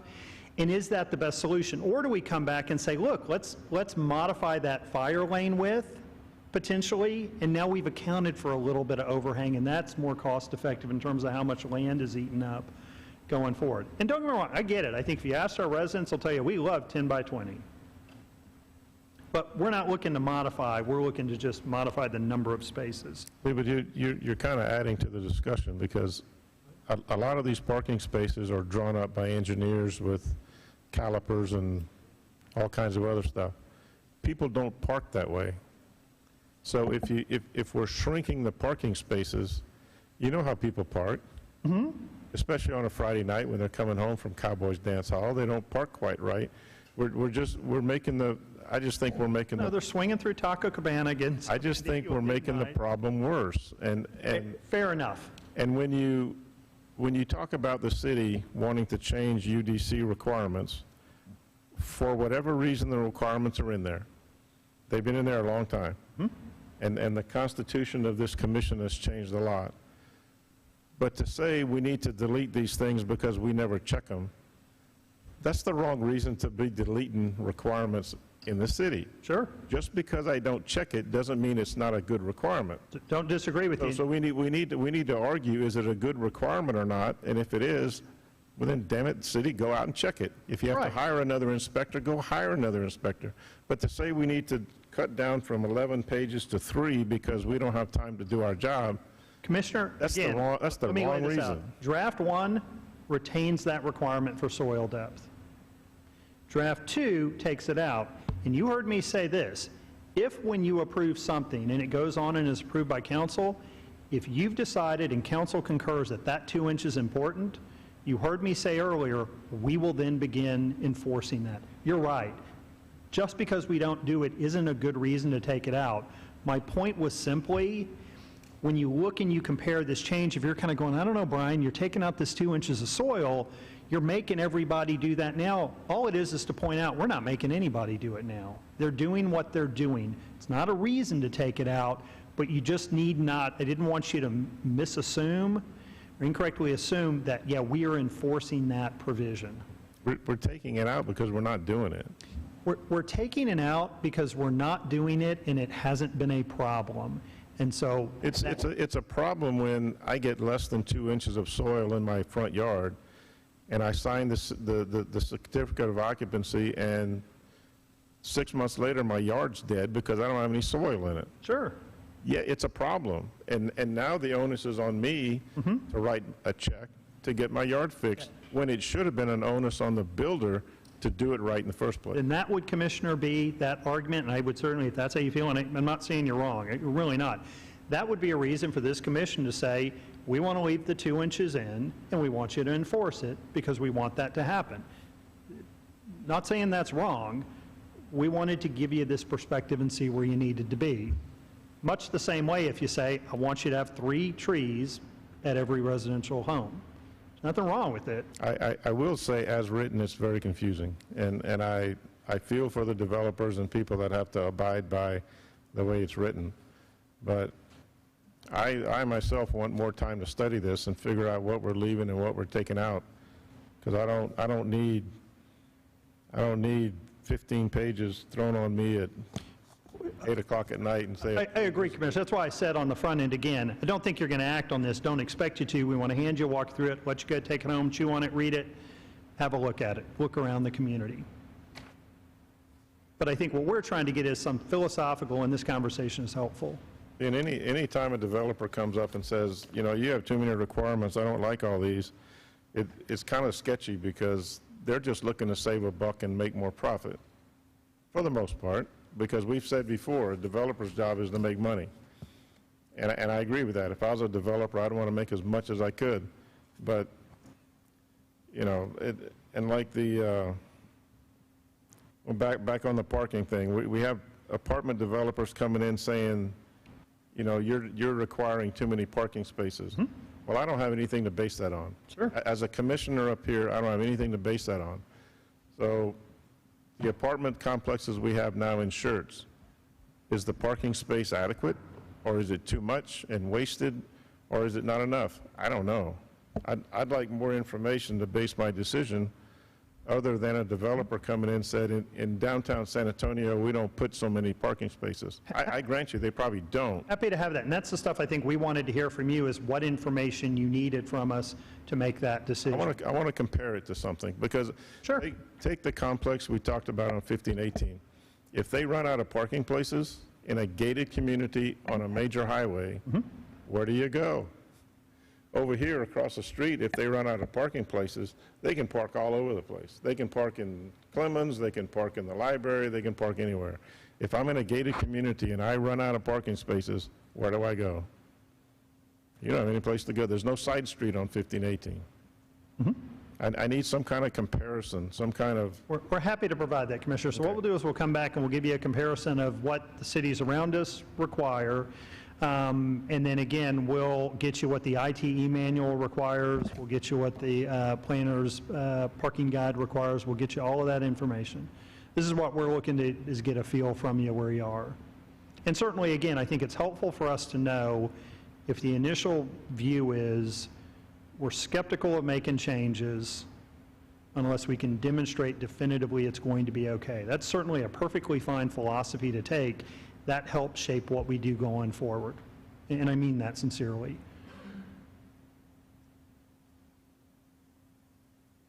Anything else, Richard? Tamara, you have anything? I just want some time to Sure. look it over and compare. So. Sir, when you drafted this, was this a brainstorm of your team that came up with this? Was this input from the outside? Was it a mix of both? It was really pulling comments we've received from folks in the past. Some of it was what we've heard from staff. The SUP requirement, I think, is the primary one. That's an issue. The landscape was really sitting, going back through comments and issues that we've had, things we've heard, but it was me pulling something together.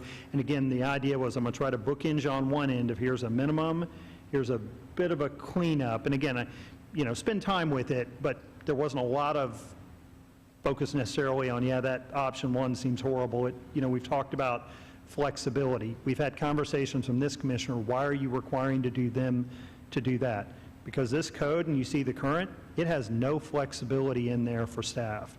Says they have to do it, they have to do it, I don't care what the circumstance is. And so that was the intent of that kind of going forward. Don't disagree that almost every policy needs updating and revision throughout time. That's probably a given. And so this was really intended to be a starting point of the conversation. I don't think When was the last time this policy or this piece of legislation basically was updated? The landscape section, and it'll say at the end, and I'd have to look what the requirement. How old is it basically? That's where I'm going to look, and let me tell you. It looks like the additional design requirements, it's at the back of the code, was last updated for something in 2021. And the landscape requirements overall were last updated, I'd have to pull what that ordinance is, the 7621, if you remember. I think the last couple of changes were for the MSMUND, that change, and then there was the changes for the tree preservation, but before that, it's been several years. Yeah, it's probably been 5 years since we've done anything of much significance on it going forward.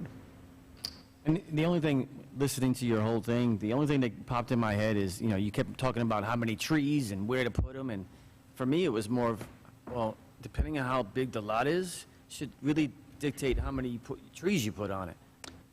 So it should be more of a lot size than how many you put on there, and that was the only thing that... Yeah, no, that's a good point, and I'm glad you brought that up, because this is something for everybody to sort of think about. We could do that. We could write an ordinance that says, if you're a lot size between this and this, you have this many trees. If you have a lot size between this and this, you do this. That is great. That is really nuanced. Flexibility. Yeah, there's not as much flexibility with it because you still have this standard, but it's very nuanced. Smaller lots, fewer trees, bigger lots, more trees. The challenge with that, just for everybody to think about, and she's left, is it is a more complicated ordinance. It's more nuanced, but it's more complicated, and so now I've got a longer ordinance, and you've got to go in and figure out what size lot am I, and what's the minimum lot size required in the development, or what that actual lot size is. So I could have one lot that requires 3 trees, a lot next to it 2 trees. So it's not wrong, there's not a right or wrong, and this goes to Commissioner Bro. If we need to hire a person to check 2 inches of depth, then we need to do it. So we have some that are like that, just something to think about. Thank you for your time. Gordon? Judy? Yeah. I did have one question for you, Brian. On draft 2, when we get back to on page 3, section F, the landscape plan, I'm not sure who that applies to. So the landscape plan applies for the commercial, and we can make that clear that that falls under the commercial section. We don't need a landscape plan on residential, just the... And then a couple of suggestions. And of course, every time I make a suggestion, it's more work for staff. But I think it would have been beneficial for the people that stayed and had somewhat interest that that these documents could have been shown so that while you were talking about page 1, they could see page 1. And the other thing, now we're not sure what to do tonight because typically this would be a recommendation to City Council. I think you table it. I think that's what staff anticipates. What I was going to suggest is if it's something you just want us to talk about and bounce off us, then maybe a workshop with no action would have been a better format.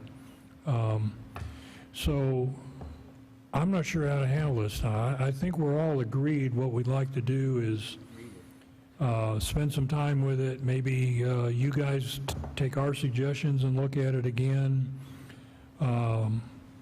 before we come back and do a formal recommendation to City Council. Why don't we do this? Why didn't the commission table it? What we'll do is we'll hold the information that you've asked for. We'll come back and we'll do a work session, maybe at the next meeting, depending on how big the agenda is. We'll walk you through it, have that conversation, have the dialogue, have the documents for you, have the information you've asked for, see where that conversation goes and decide where we proceed. Okay. That works? It works for me. So do we need a motion to do that or just a consensus? Motion to table, motion to continue. Anyone want to make that motion? Motion to table. Okay, do I have a second? Second. I'm sorry, where was the second? Down there again. Okay. Motion to table PLUDC 20220135. Okay, so we have a motion to table from Commissioner Carbone and a second from Commissioner Ray. So that now I think if Dan were here, he'd tell us there's some other formality, but basically the idea is we're going to look at this again in the future. All right. Any other discussion? Call for the vote. Aye. Aye. Aye.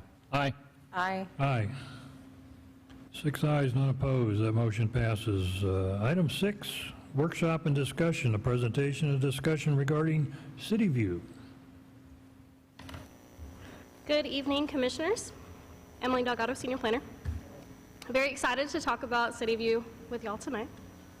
So Resolution 18R20 was approved on March 13th, 2018 by City Council, which authorized the City Manager to enter into a contract with City View for software and implementation services for a community development software. So City View is a land use management software that encompasses everything from planning projects, permitting, both building permits, fire permits, engineering, public works permits, inspections, contractor registrations, code enforcement. It includes a interactive web portal to submit, pay, request, and track customers' projects. And like I said, permits and inspections, planning applications, and even code enforcement complaints. This is a multi-department software, so it's not just planning and community development, but it also included engineering, public works, fire, parks, IT, and GIS. So really a lot of departments were involved in the creation and implementation of City View. So although the resolution was approved in 2018 and City View was originally scheduled to go live in 2020, between extended collaboration between city staff and City View and COVID, we didn't make that deadline. However, we're very excited to announce that on May 16th of this year, we did go live with City View and have been using it every day since. So City View is comprised of 3 separate applications. Portal, which is utilized by the residents and customers to submit, receive updates and comments, pay their fees. It's really the one-stop shop for the residents and the customers. Workspace, which is utilized by city staff on the backside to complete all of our reviews, process applications and permits.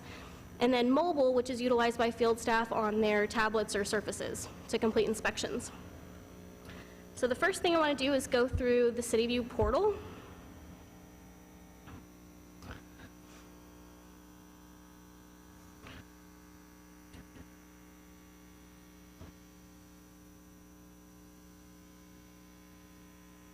So I'll preface this with I am logging into the test environment just so I'm not creating fake permits for staff to work on, but it does mirror the exact same portal that is available on the City of Schertz website for customers. So if you are going to submit an application for a permit or planning application, you do have to register for a City View portal account. It's a very simple process, but you do have to register for that, and that's what I'm doing right now. I'm just logging into my portal account.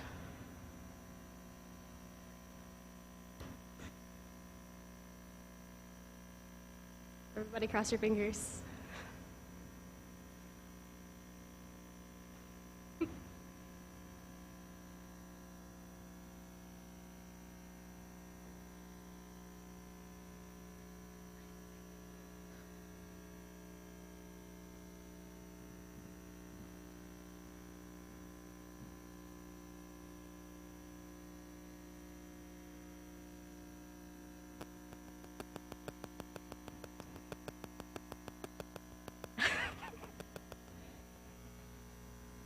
Okay, let's try that one more time.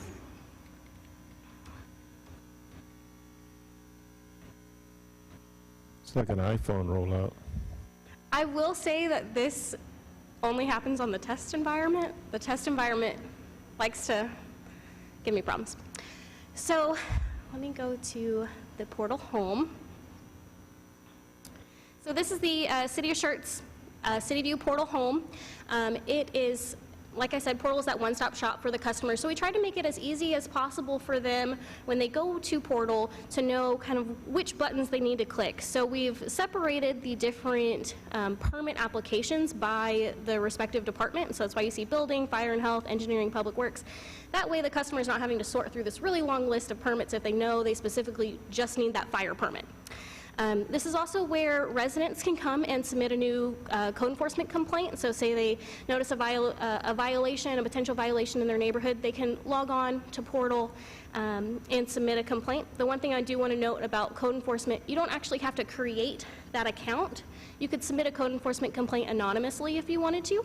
You just won't receive the follow-up communication from the neighborhood services officer. And then the thing that I want to talk to you all about tonight is the planning community development side. So I'm going to apply for a planning application. I thought that was appropriate. So we're going to apply for a preliminary plat, and I just wanted to show how simple it really is for the customers. So you know you're coming in to do a plat, so you choose the project type. So this is all the different planning applications that you can choose from. But in this instance, we're going to do a preliminary plat application. You'd provide a project descriptive name, so Emily's preliminary plat. Any comments that they wanted to provide. A lot of times we're seeing that it's the project name, whether it's you know, the subdivision, lot and block, things of that nature. And then we ask for the site acreage. Based on our fee table for planning, plats are determined, the fee is determined on the site acreage, so we're collecting that data up front. That way we can ensure that the correct amount is being evaluated. So they have the option to apply for a plat waiver at the same time. So say they wanted to do one of those OSSF waivers, they could apply for it at the same time as they're applying for their preliminary plat.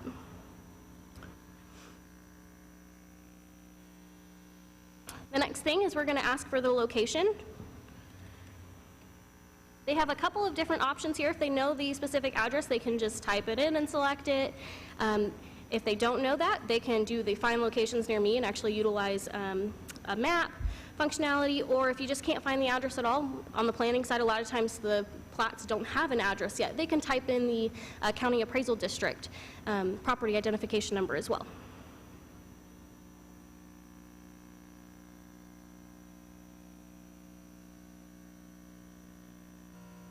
The next step would be contact. So if there was anybody else that wanted to be added, say the engineer or the architect, they could add them on this contact screen as well. So they could check in on their portal, they could log into their portal and see the status updates as well.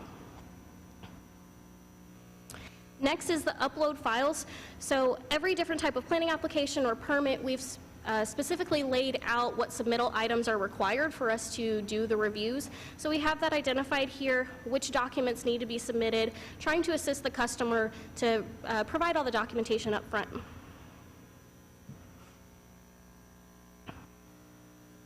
At this point, we would just review to make sure that everything is correct. Do our CAPTCHA. Hopefully I'll do it right here.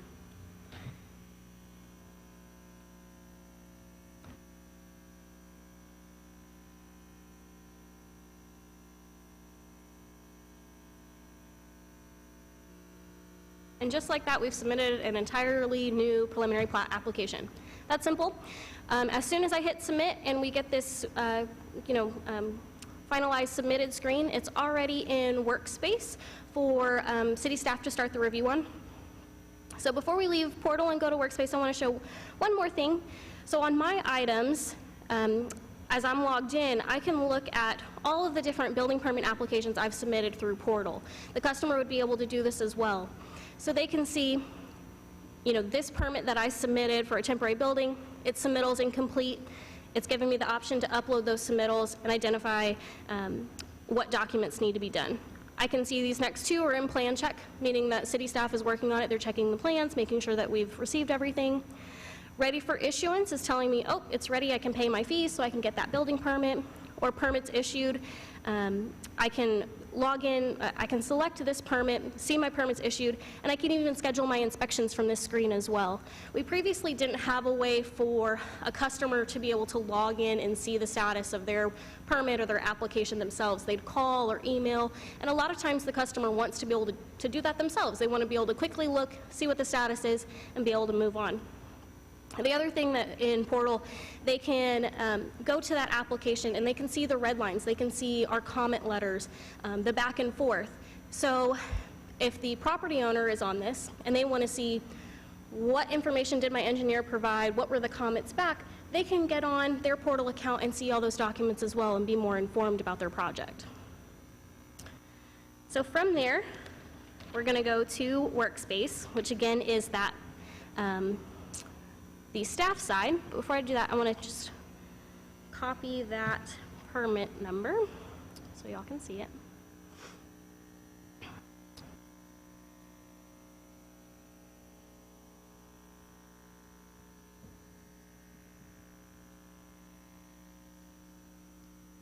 Again, I promise the live environment, it's immediate.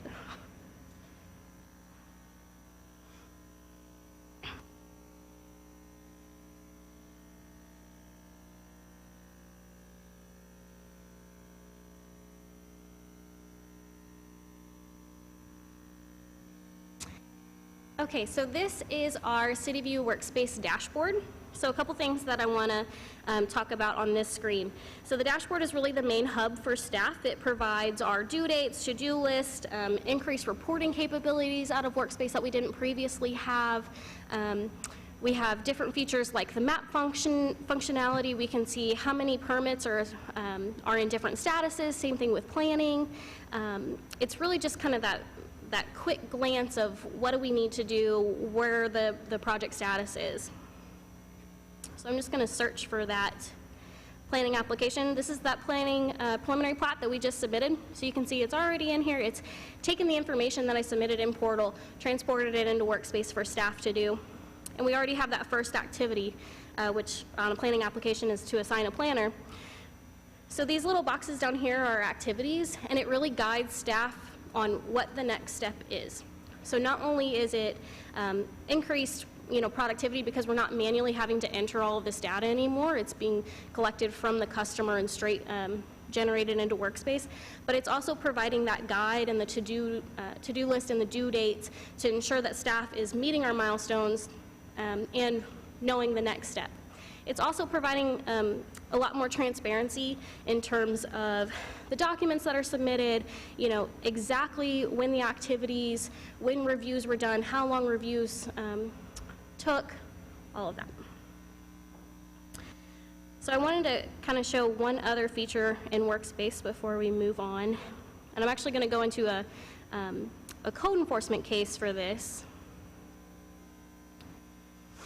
So this code enforcement case, I just created it earlier today. It's for 1400 Schertz Parkway, so where we're at right now.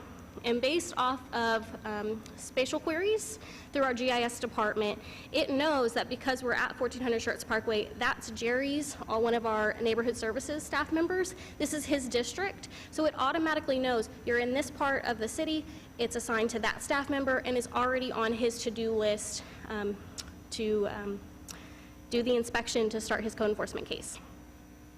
So there's a lot of functionality along the spatial queries using our GIS data as well in terms of permitting for impact fees and knowing which service areas the property is in. Just a lot of capabilities that we just did not previously have in code.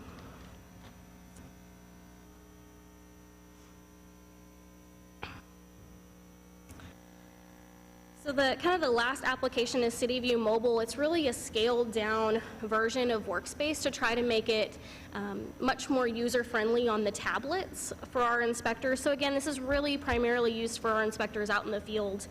The great thing about this is they can take their surface on the inspections with them and mark items that are incorrect real time, and it gets sent to the contractors right then and there.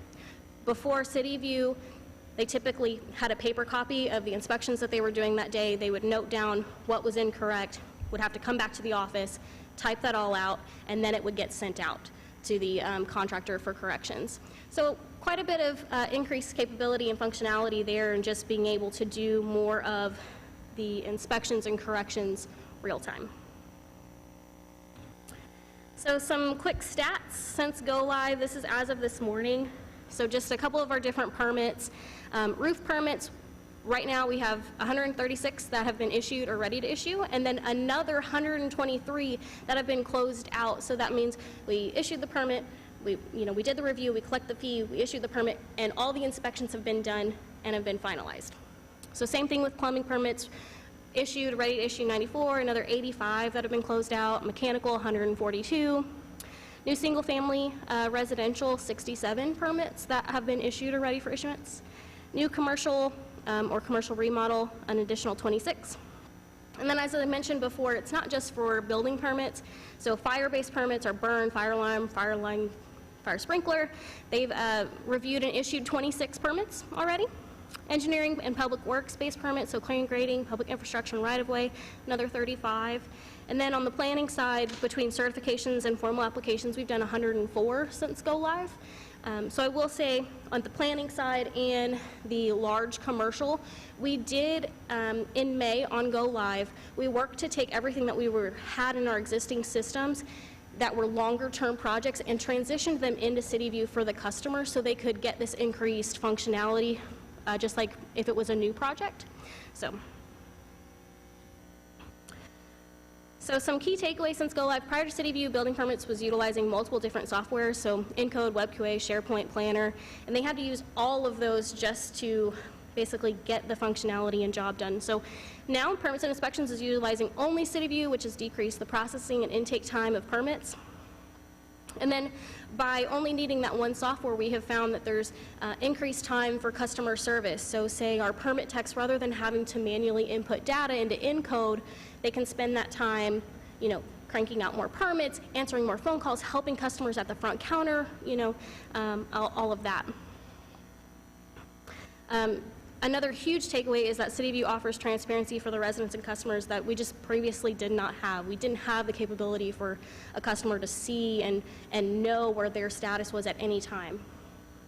And then CityView's reporting capabilities provide staff the ability to quickly see workload, current status, next steps, revenue, just a lot more reporting and kind of time tracking capabilities than we ever had before.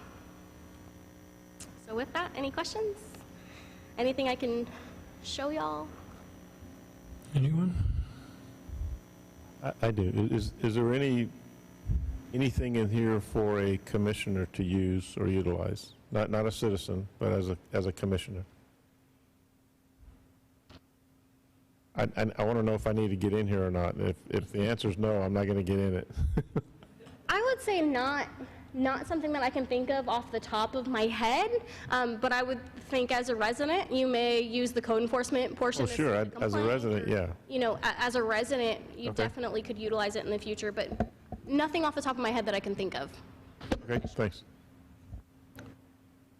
I've just got a couple of quick questions. If you go back to the status page where you showed the numbers, are the closed, for instance, on roof permits, is that 123 included in the 136? No. So we've closed out 123, and we have another 136 that we've issued or ready to issue and collect fee on. So it's adding together. On a new single family in a subdivision, do they pull a separate roof permit? No. Okay. Yeah, I'm seeing a lot of roof work going on, and I'm not sure why. I don't remember a hailstorm. I was just curious. Yeah. So. That one's always kind of a fun number to look at. That one in the mechanical, to me, is always kind of shocking how many that we do. Anyone else? All right. Thank you, Emily. Thank you. Thank you. No? All right. Item 7, requests and announcements. Request by commissioners to place items on a future planning and zoning agenda. Anyone have anything? Announcements by commissioners. Anything? Real quick for Tiffany, did you get all the answers you needed on the AP? Yeah, you're good on that? Okay. And item C, announcements by city staff. Anything?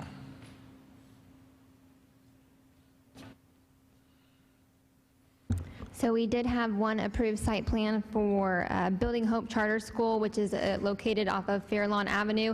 They are expanding their current site for a 71,000 square foot building. So that is the approved site plan that we have for tonight. All right, thank you. Yeah, item 8, the information available in your packet. I'm going to show you the current status of those projects we've sent on to City Council. The big one, okay, the rezoning request up in Northcliffe, that's on their agenda for the 27th, I believe. Emily? So one more announcement. So Miss Megan Harrison's last week with us is next week. Wanted to let all of you know it's been an absolute pleasure with working with Megan for the last 2.5 years, but just wanted to kind of inform y'all. Yeah. We just got her broken in. So right now I'm just going to take some time for myself and then my family with having a young son. So just going to allow the opportunity, have a position kind of open up to just do more admin. So kind of take a step back, but then essentially looking at what I want to do long term. So just kind of evaluating that at my life right now. Yeah, we'll turning 28, I guess you kind of, maybe you want to do that now. I'm not quite. Yeah, at 28. At 28, starting your. It just seems like we never catch up. You hire one and we lose one, and so.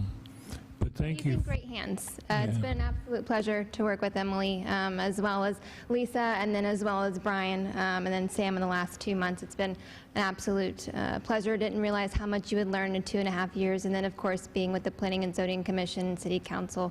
So greatly appreciate all of y'all's support. So thank you. Well, thank you for being with us.